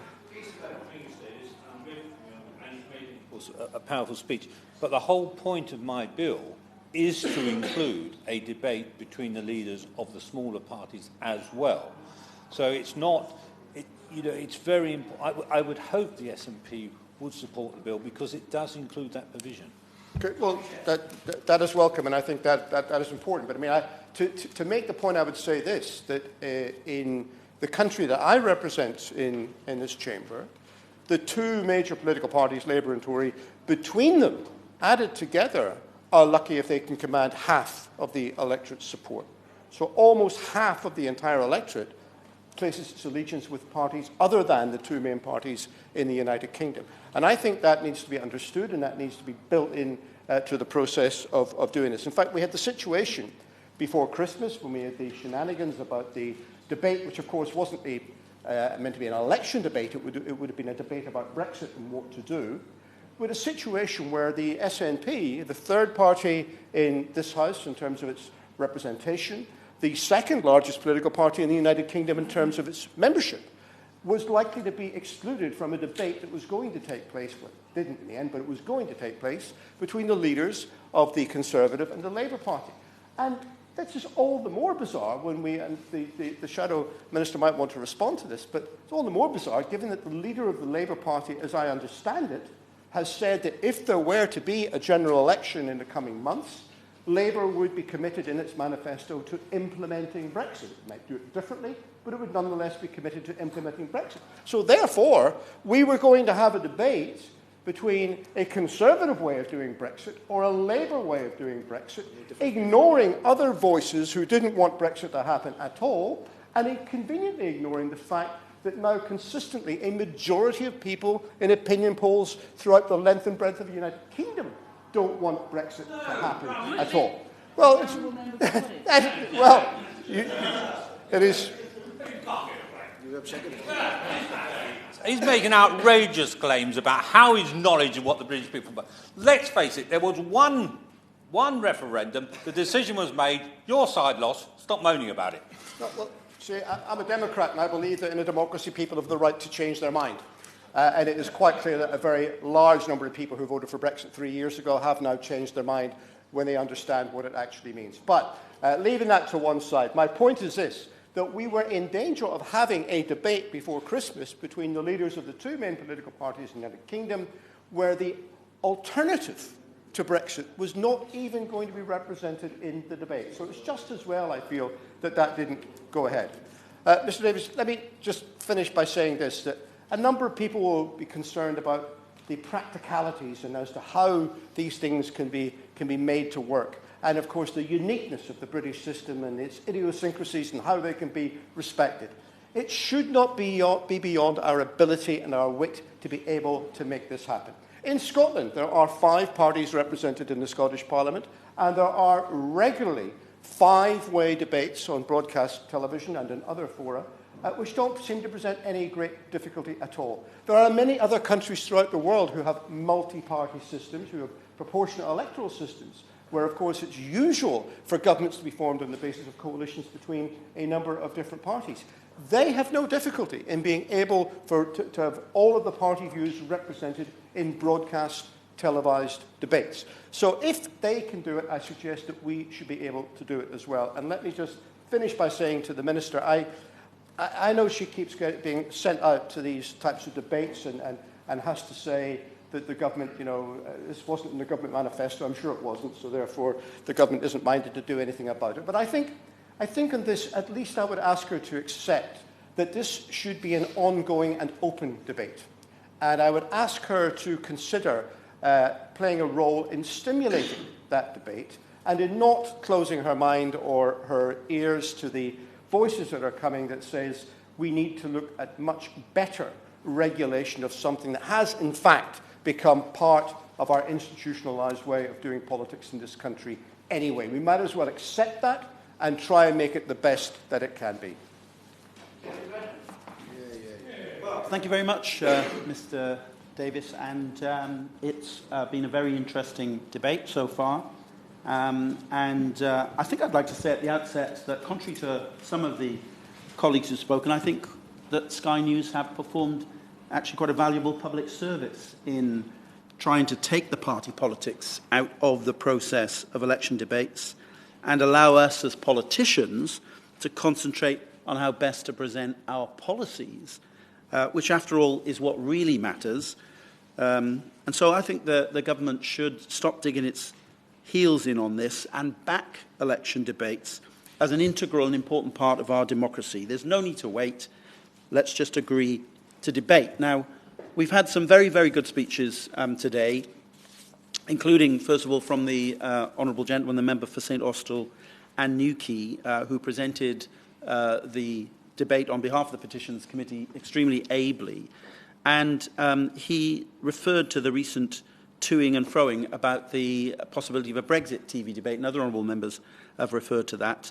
I'll come back to that point, I think, later on in my remarks, but he also was intervened on during the course of his remarks by the Honourable Gentleman, the member for Carmarthen East and Dinever, who pointed out the necessity of involving other parties in the debate process. And we've had further discussion about that during the course of the debate, and I think I'll come back to that in a moment, because it does raise some interesting questions, and the Honourable Gentleman for Edinburgh East, speaking on behalf of the SNP, also raised this issue. It does raise interesting and complicated questions when people participating in the debate, which is about electing this House of Commons, essentially, are not even candidates in that election to the House of Commons. And he made a very interesting argument as to why that broader perspective should be taken into account. And I think I won't give way to the Honourable Lady just because she hasn't been here for the debate. And I'm old school with regard to that, I'm afraid. But I'm happy to give way otherwise. But and it's not personal. It's just that's the way I'd prefer to operate.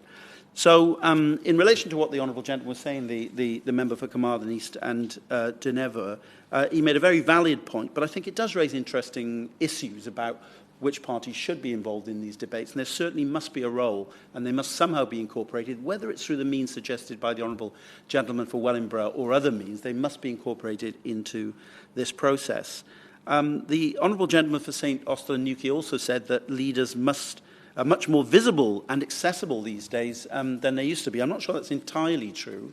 Clement Attlee, when he was campaigning to be Prime Minister in 1945 and in 1950, actually drove around the country with his wife Violet in a Hillman minx as their way of engaging with the electorate. So it's certainly true that times have changed. But Attlee also said, of course, that being Prime Minister was the job that took up the least amount of his time of any job that he'd ever had during his career. It's interesting, I think, what he said in regard to the response to Parliament's own social media questions about this debate. And I think some of the points being made about the Americanization, potential Americanization of politics are very important ones. But, of course, the real challenges, I think, are not about the Americanization of politics through having TV debates, but about the involvement of large sums of money being involved in politics, shadowy amounts of money being involved in British politics, the activities of organisations like Cambridge Analytica and so on. So I think those are issues that are perhaps more compellingly worrying issues about the Americanization of politics rather than us having television debates. The honourable gentleman, my honourable friend rather for Stroud, quite rightly, I think, said that the decision about whether or not we should have debates, if we are going to have them or not, shouldn't just rest in the hands of the Prime Minister. And he quite rightly pointed out the lack of regional coverage in the television coverage of politics these days. He wanted to take out of party politics the issue of debates, and he referred to the Nixon-Kennedy debates, I think, during the course of his remarks, and he said the thing he knows about that is that Nixon lost. Well, interestingly, of course, a lot of the polls showed that Nixon had won, particularly if people had followed the debates on the radio rather than on television. So it does make a very valid point about the role of image in people's political perspectives. Whether or not the TV debate was responsible for John Kennedy's narrow victory, I think, is highly debatable, not least because his father, Joseph Kennedy, when asked why the victory had been so narrow, said that he couldn't afford a landslide, was his response to it. So again, I think possibly the use of money in American politics is perhaps more compelling and more important than the role of the debates. I'm tempted to say, in response to the honourable gentleman, the member for Wellingborough, who also mentioned the 2010 debates that took place, that I agree with Peter, because much of very unusually, much of what he said I did agree with, and we look forward to seeing the details of his private member's bill. I know he's the sort of member who would never commit to supporting a bill without having read every clause and word of it and carefully performing an exegesis of every part of the bill, and therefore I won't make any commitments about his bill until we've actually seen what it says. But it certainly did sound like it contained some very interesting ideas. And we look forward to it surfacing on the Ides of March, as he suggested it was going to do, and hopefully it might have a fate that is not as portentous as that date could otherwise suggest. He mentioned about the inclusion of the minor parties in one of the debates proposed in his bill. And it is an interesting area because, of course, it is true that the parties with lower shares of the votes and those that don't stand in all parts of the United Kingdom, that some of them were represented in previous debates. In 2015, for example, when David Cameron insisted on having a very diluted type of debate because he didn't want to have a head-to-head debate with Ed Miliband. He preferred to have a larger number of voices and therefore possibly diffuse the impact of the overall event. But nevertheless, interestingly, at no point in that, despite the fact that it's the Conservative and Unionist Party, was it suggested that the DUP should be one of the parties participating in that debate, even though they are a party that only stands in one of the constituent countries of the United Kingdom. Unlike Plaid Cymru and unlike SNP, they weren't invited to participate, and neither were the SDLP, who at that time had members elected to this House, or the Ulster Unionists, who have had members elected to this House in recent times, or indeed, although whether they turn up or not, we don't know, Sinn Féin, because although they don't take their seats, they stand in the general election and have elected MPs, even though they don't come and take the oath and take their seats in this place. So there is an asymmetry, if you like, to the way that these debates have been organised, and that Northern Ireland has largely been excluded from that process, even though it's an integral part of the United Kingdom. And it's interesting now that we debate the issue, as I call it, of the British border in Ireland very, very frequently because of the backstop and because of Brexit, and yet when it came to those general election debates, Northern Ireland was treated as a sideshow and almost as a separate election from the United Kingdom general election in terms of inviting people to participate in the debate. But we look forward to his bill. My honourable friend from Blackley and Broughton spoke and reluctantly, I think, accepted you'd have to have a quango in order to administer election debates. But I think quite rightly pointed out that any such body should have a much greater diversity than we see in bodies like the Electoral Commission. And whilst I agree with him that there should be different political views represented, I think it would also be important that any such body should have representations from the nations and regions of the United Kingdom, and indeed from different social classes, because many of our bodies, I think, tend to be made up of the same kind of people with very, very similar views. And I thought his suggestions for that were very refreshing and interesting. He also discussed the 2010 debates and the so-called Cleggmania, which allegedly resulted from the 2010 leadership debates. In fact, of course, interestingly, despite that spike in the polls, the Liberal Democrats won fewer seats in the 2010 election than they'd held before, but because it was a hung parliament, ended up in government for the next 5 years. The honourable gentleman, the member for Berwickshire, Roxburgh and Selkirk, was extremely critical of Sky News for having campaigned about this issue. And I did think very carefully about what he was saying. Is it appropriate for a broadcaster to campaign in this way? I think it would be wholly inappropriate if they were campaigning on a political policy issue, Mr. Davis. But I don't think it's inappropriate for a broadcaster, and I don't think it goes out with Ofcom rules for a broadcaster to campaign in this way for these debates. I think it's more difficult, possibly, for the BBC or ITV as public service broadcasters to do so. They, too, are party to Ofcom rules, but there are special considerations involved when there's a public service broadcaster.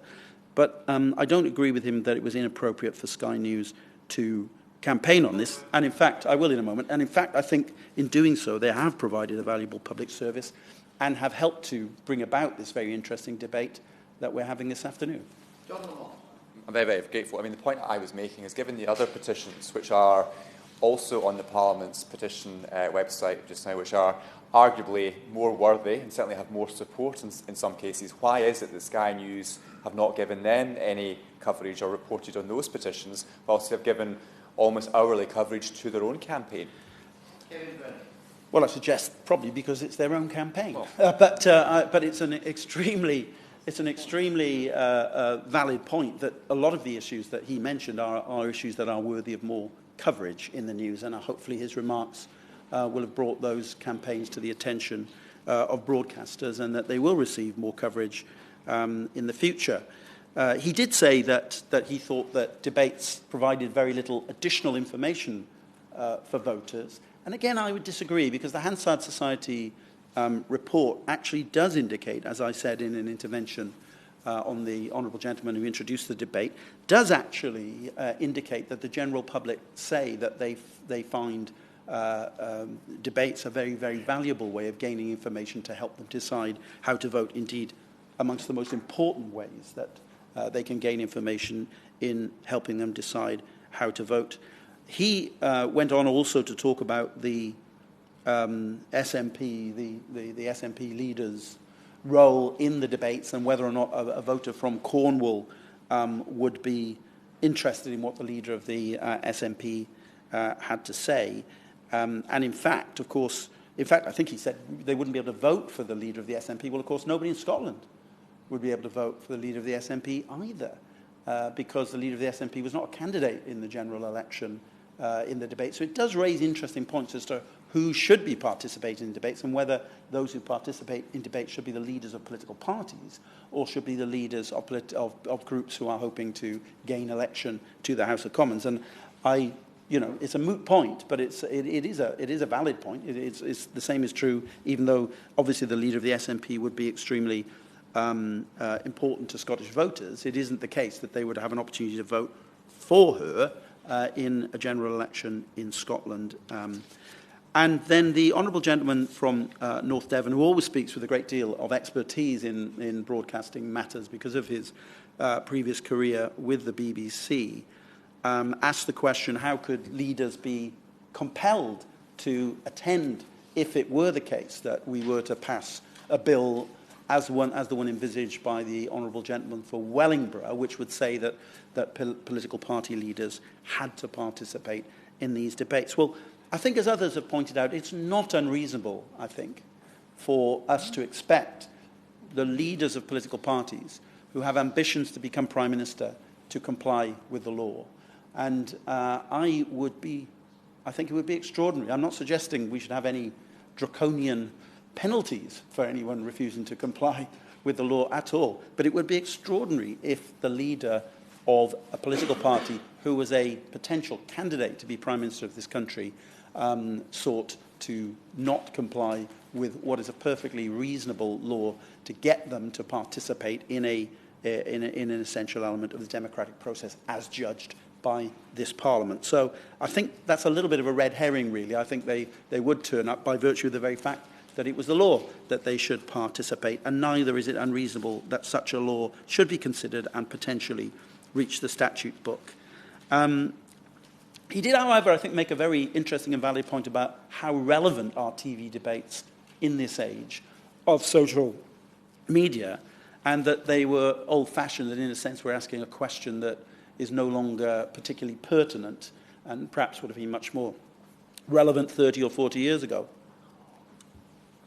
But I think, and I do bow to his expertise about television, but I actually think that where linear television still hits home is in the big live event type of television, whether that is, the X Factor, or whether that is a sporting event, or whether it is a participation of political leaders at the time of a general election when the nation's attention is turned to who will be governing the country for the next 5 years.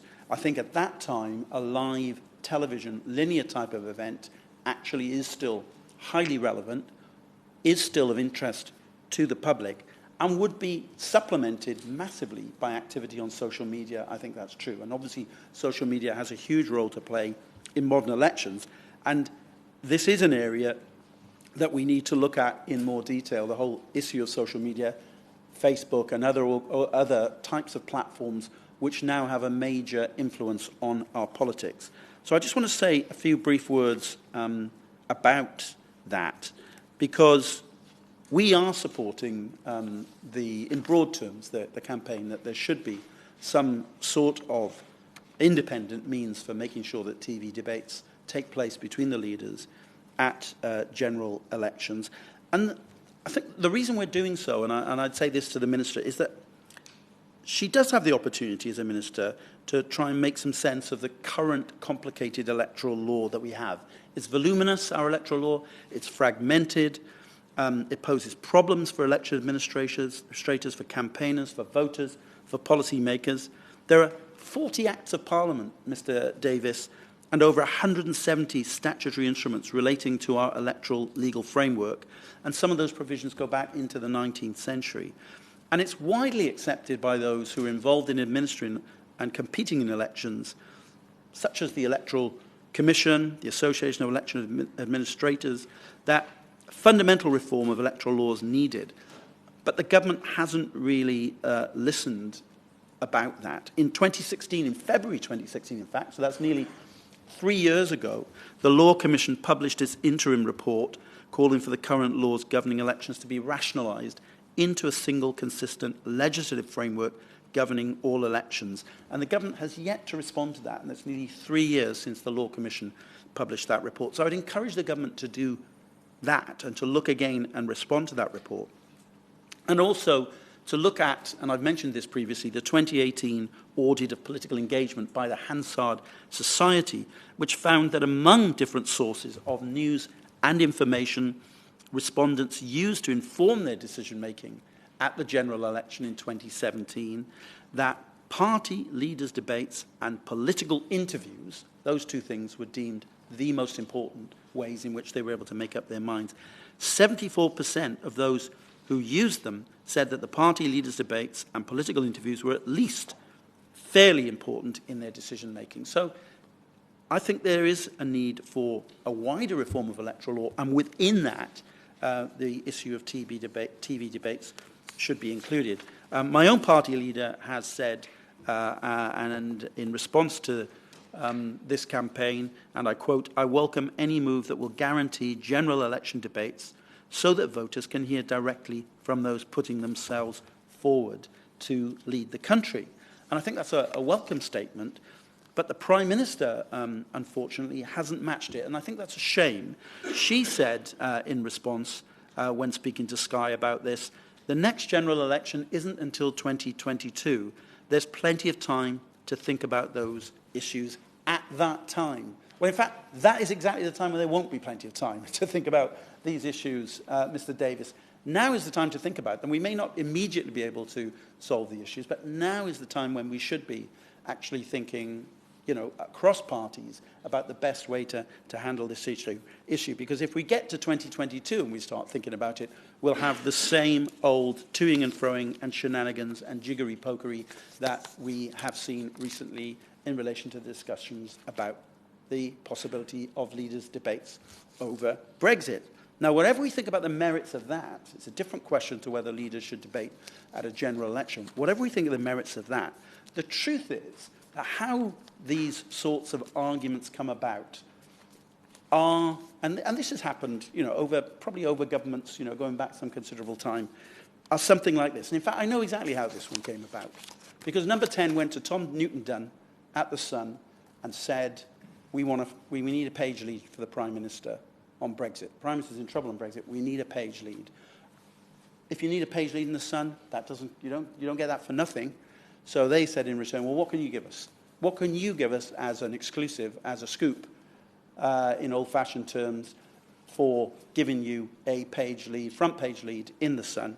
And of course the answer was, well, we'll say that the Prime Minister is in favour of challenging the Leader of the Opposition to a debate on Brexit, in the full knowledge that that was never going to happen unless there had been some groundwork done, unless there had been some discussion between parties, unless the other parties who have an interest in this, as the Honourable Gentleman rightly pointed out from the SNP, had an opportunity to have an input as well. It was not going to happen on those sorts of terms. But that's how these things come about. And really, that is a pretty shabby process, Mr. Davis. And if we had an independent, properly independent process, then we could get rid of all of the jiggery-pokery around election debates and actually get down to concentrating on trying to present our policies effectively to the electorate.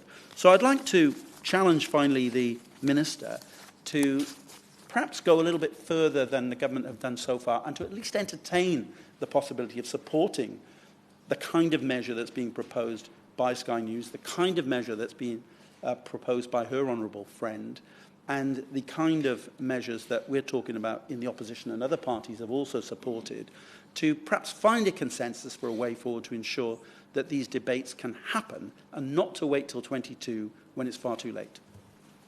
Minister. Thank you very much indeed, Mr. Davis, and it's an absolute pleasure to serve under your chairmanship and earlier on, of course, that of Mr. Sharma. Can I first of all thank both the petitioners and the Honourable Member for St Austell and Newquay for creating this petition, bringing it here today and articulating its arguments for the purposes of the debate. I think the Honourable Member put the arguments in their original position in a capable way, and I'm glad that he did that for us today, and I'd like to thank both his committee that he represents and, of course, those members of the public who've signed that petition. I do very, very much agree, and I'd like to say this at the outset, I do very, very much agree that TV debates are that useful democratic exercise that many here today have said that they are, and outlined that they can be, and they allow the electorate to reflect on the choices that they wish to make at an election. There is plenty of academic literature as well as surveys confirming that members of the public do indeed find TV election debates informative and engaging. They can also, and I think this is very important to me in my work as the Elections Minister, they can also serve as one of those important tools that engages people who don't perhaps normally engage in politics to every so often come together and have a think about an election and the big choice that's represented by that election. And I really value that, as I know do many members, honourable members here in this chamber today. So there's no dispute at all, I don't think, between us that this is an important matter. But I think what we are here to talk about is how is the best way to go about it. And that is what I'd like to focus my remarks upon today. I'm not persuaded that mandating television election debates is the way to achieve that very, very important goal. I'd like to thank all honourable and right honourable members who have contributed today. In summary form, we heard the case against put by the honourable member for Roxburgh and North Devon, and the case for put by the members for Stroud, Wellingborough, I think reluctantly the honourable member for Blakely and Broughton, and then of course the two other front benches here today, that of the SNP and the Labour Party. I do of course, note the honourable member for Wellingborough's private members' bill, and I look forward to, no doubt, continuing this discussion with him when that comes before the House. And I'd like to reassure him and other members that I don't in any way stand here to dismiss these arguments. I stand here to engage with them. But the question in front of me, I think, is, well, is this the best way of achieving more people engaging with our democracy? I'm going to make 5 key points around the idea of legislating to mandate TV election debates. Not about TV election debates in their own virtue, but legislating to mandate them, which is, of course, what we have in front of us in the petitions case. So, first of all, I'm going to begin with the points that TV election debates have, of course, already happened under their own steam in the last 3 general elections without having had to be mandatory under election law. And indeed, the honourable member for Edinburgh East made this point himself. He rightly says that debates happen all the time, and they happen 5 ways in Scotland, and indeed they do happen many ways throughout our elections in recent history.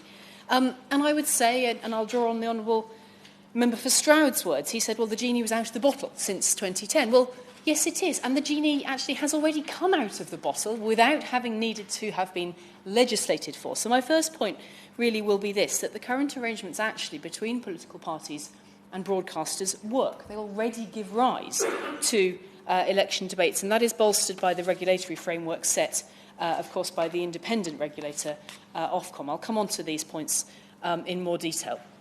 I will secondly put the argument that attendance at TV debates is actually a matter for political parties rather than the law, and I want to develop that argument a little.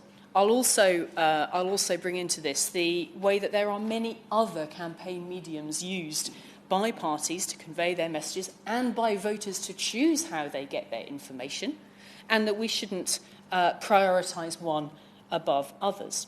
We do need to consider some matters about implementation, and I'll come on to that. And I also want to just briefly, in closing, refer to some of the other evidence that we have seen here in Parliament, Mr Davis, for example, including select committees on this matter. So let me start, first of all, with this point around debates happening already. And indeed they do. And members here today have capably covered how this has happened since 2010. Now, under the current arrangements, that has happened by agreement between political parties and broadcasters. And indeed, broadcasters collaborate between themselves on the key factors to make it happen. So TV election debates have been successfully delivered with decisions about format, location, participation, have all been settled. And crucially, the public have benefited from and no doubt enjoyed the result. I put today that experienced broadcasters, including Sky, but also including other broadcasters as well, are well placed to continue to make such decisions, and it's not right to instead take that off them and put that into law. I think it's also helpful, actually, that different broadcasters are able to choose to bring their own distinctiveness to election debates, and I think that we come very close in what we're discussing today to matters of editorial independence, which we should, of course, leave with broadcasters, and indeed their own ability to organise and deliver TV election debates, especially given that we are talking here about the costs residing with them. That, one might argue that the costs and the delivery, therefore, should stay in the same place. Moving on to a second argument, and I said earlier on that these debates are a matter for political parties to choose to do. Now, I don't say that lightly. I say that actually in full consideration that it is then for the electorate to choose, as of course this is what elections are about. It is for the electorate to choose a political party that has capably communicated to them something that they liked to hear. That is the fundamental nature of a choice at an election. Voters reward political parties who are aligned to their own priorities and who communicate that well and successfully.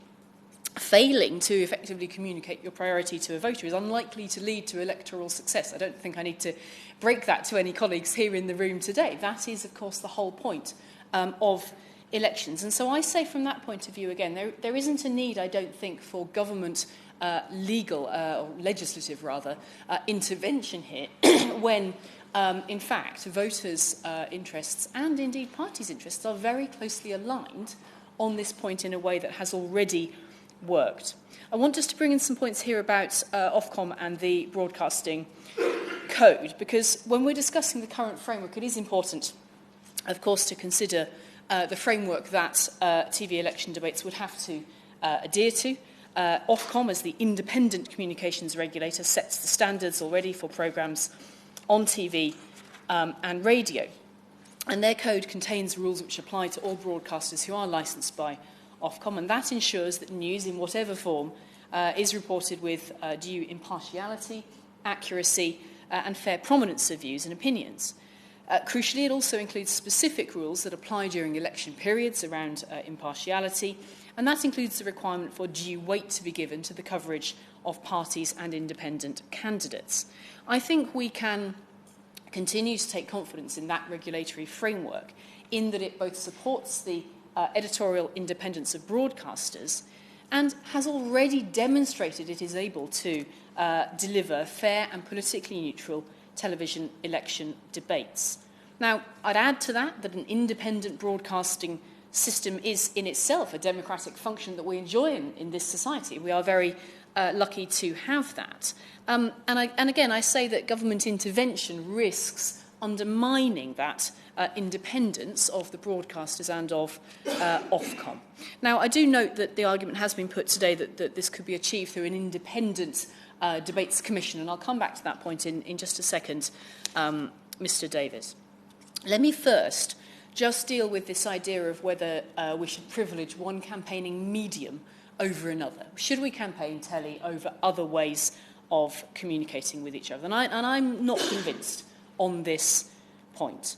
There are, of course, many mediums used by political parties to convey their message to members of the public before a general election and at every other time of the year as well, and which the public demands. And as I said earlier on, this is absolutely a two-way matter between what the ways that the public choose to get their information and ask to have information, and ways in which parties can respond to that. This is very much that two-way process between parties and the public themselves. I mean, I, for one, am quite a fan of the good old-fashioned political canvassing method, Mr. Davis. I was out there in the very chilly, cold Norwich weather on Saturday morning, myself knocking on doors, back to work in the new year, as I hope every member in this room also was. But that is another way of getting in touch with voters, and who am I to say that television is any better or worse than that?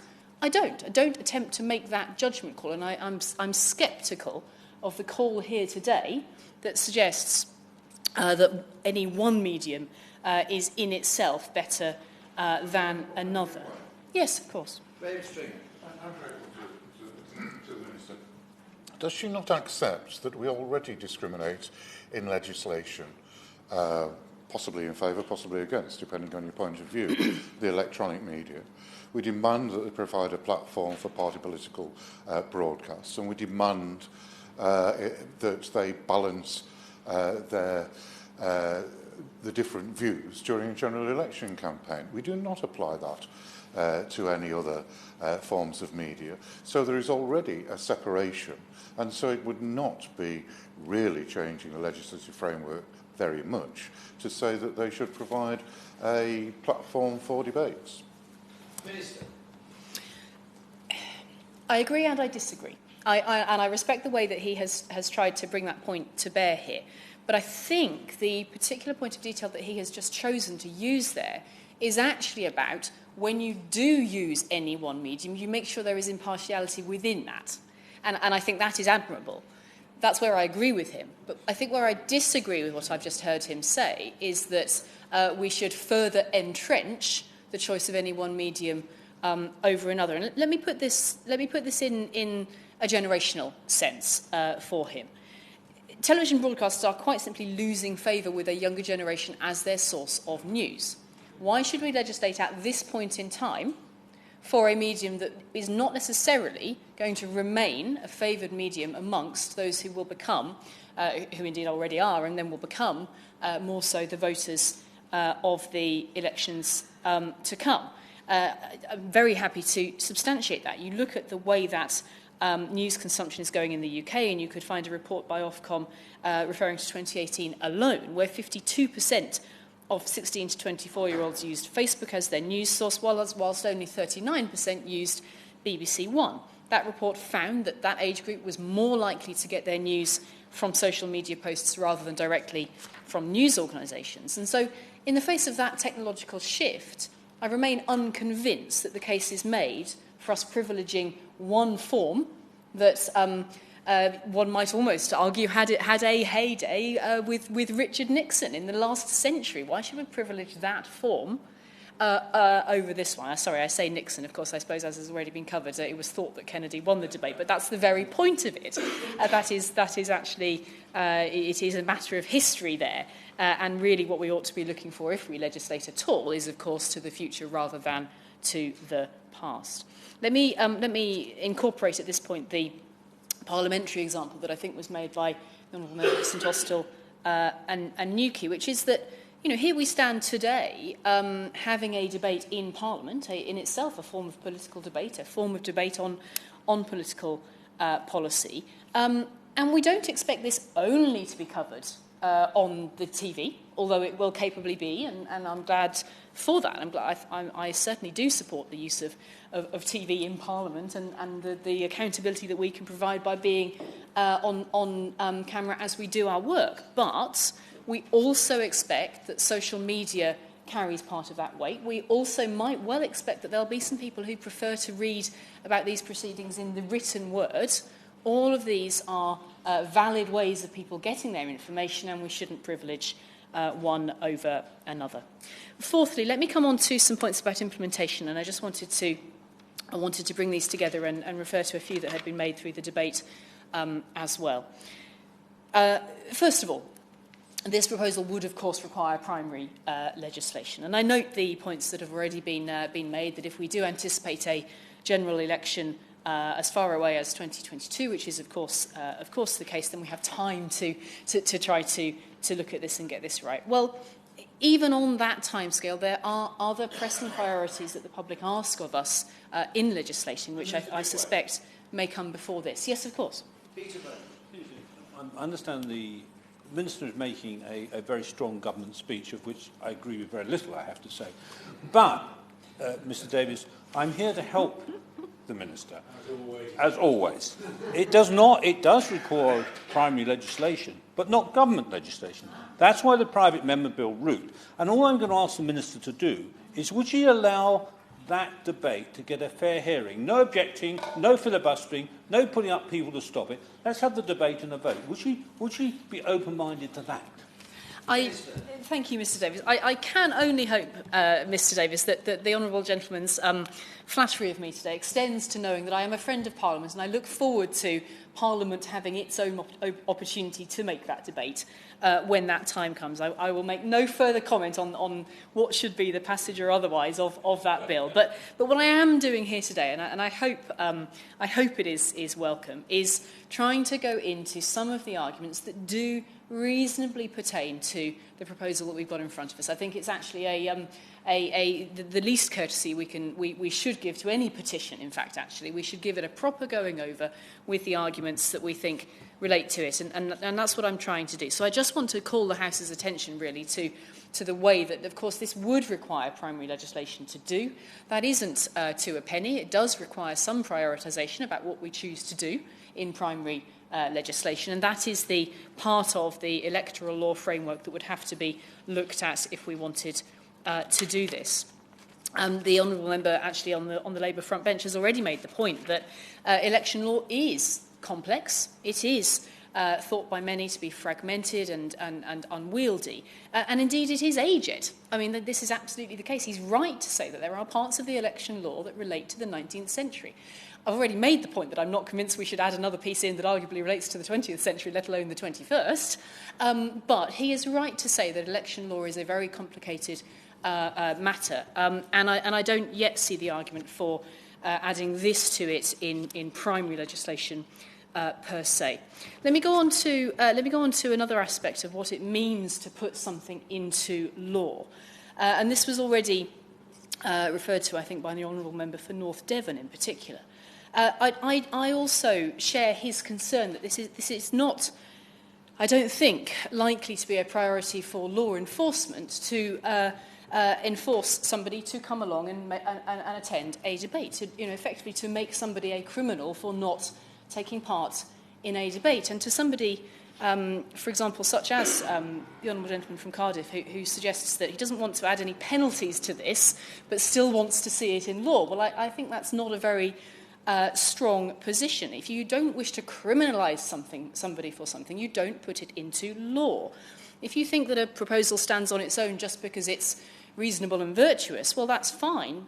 But in this case, you might look to the fact that it happens already and needn't be made mandatory in law.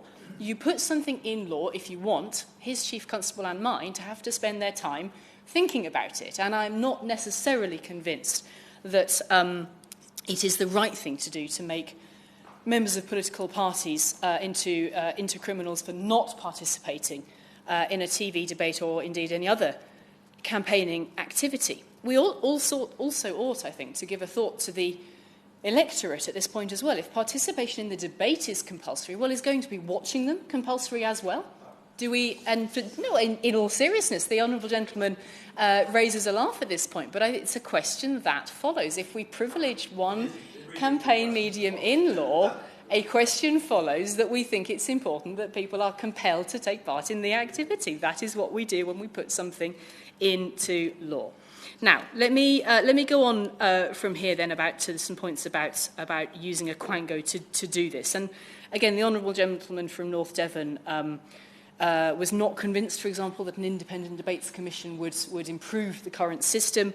And I was very grateful, actually, to the Honourable Member for Blakely and Broughton, who gave this thought as well, although he came down in the end on the other side of the argument. I don't think that the having of a quango and simply calling it independent is necessarily the answer to every policy question here. And I do want to put on record that I think it raises many questions that are as yet unresolved. For example, who would appoint the members of such a body, how it would function, what would happen if political parties or any figure involved in it disagreed with the suggested format. These are all the questions that would still have to be bottomed out if we went for an independent debates commission format.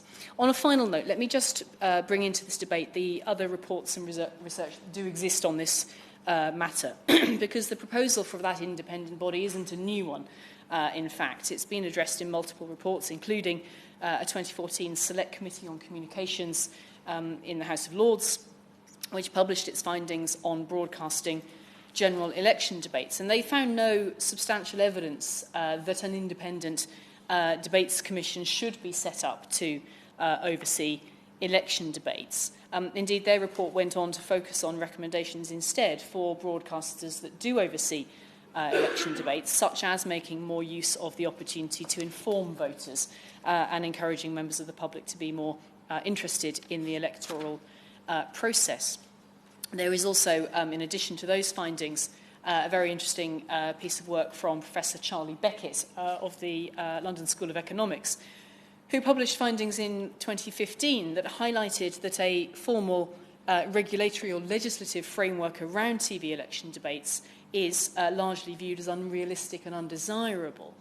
He also raises again some of these questions around such a framework, such as who would have the final say and how it might be adaptable to evolution in the political landscape. So if I just draw my contribution to this debate to a close, and I thank honourable members, Mr Davis, for giving me time to go through the arguments at some length. I would again like to thank petitioners, first and foremost, and the member for St Austell and Newquay for bringing this debate here today and for allowing us to examine its arguments. I think we have heard a number of very good arguments on the topic, although mainly I think they focused, to my ear, on the way that TV debates are good and helpful in themselves, rather than necessarily the ins and outs of legislating for them to be the way forward. If we were to consider a change in electoral law, I think we would have to be able to see some improvements in some of those arguments before going to the extent of making them mandatory and adding to an area of law that is already very complex and precious. I do think that participating in TV election debates should continue to be a matter for political parties, and I think we should continue to see that is a two-way relationship with the encouragement of voters. The delivery of such debates, I think, should remain in the hands of broadcasters and indeed of other publishers and indeed of the public themselves in social media and the other media of the future. I'm a very passionate promoter of people's involvement in democracy, and I'm very honoured, Mr Davis, to be that steward of our electoral system. But it's actually that draws me to conclude that we should let people decide for themselves what those formats ought to be of the future, rather than privileging one format at this point in time. I do, in conclusion, entirely trust the British people to be able to find the information that suits them and make their choices in elections and at election times, and that is what I hope to see in the elections of the future. Thank you, Mr Davis. Steve Double to wind up. Thank you very much, Mr Davis, and I want to thank all honourable members who have participated in this debate. I think it's been a good debate. There's been a good number of very thoughtful and well-presented contributions. I would like to again thank Sky for their role in bringing this petition forward that has enabled to have this debate today. I think it's actually been right that we have had this debate today. This is an issue that I think needs careful consideration, and hopefully today's debate has made a useful contribution to that consideration going forward. I thank the Minister for her response and laying out the government's position, and although I'm sure many of us will be disappointed we haven't managed to persuade her to our way of thinking, I appreciate the way that she's presented the government's position on this. The point I would make is that I do think that this is a matter that really does need to be dealt with by way of consensus within Parliament. This is a matter to do with that's wider than the government's position, is to do with general elections and our democratic process, and therefore I very much welcome my honourable friend, the member for Wellingborough's Private Members Bill, and that will give us another opportunity in the relatively near future for Parliament to consider this matter again. And as has been made, hopefully that will enable Parliament to express its view on this, and if it is such that we should formalise leaders' debates, then that will give us the opportunity to do that. And I would simply make the point that I am winding up that I think it is important that we embrace all methods of engaging the public in politics, particularly at the time of elections. And I was very thankful that the Minister made clear that she welcomes TV debates. It's not that anyone is against TV debates. It is a matter of how we facilitate them. I continue to be of the view that I think the current system doesn't really work, and the horse trading and toing and froing that goes on actually reflects badly on this place and on the political parties, and actually formalising it and take it out of the hands of politicians, I still think would be a positive way forward. But hopefully today has been a useful contribution to that debate. I'm sure it's one that will continue in the coming months and years, and we certainly look forward to discussing this again in the very near future. So thank you once again for everyone for their contributions. Yeah. This House has considered e-petition 228572 relating to an independent commission on televised election debates. As many as are of that opinion say aye. Aye. The contrary, no. I think the ayes have it. The ayes have it. Order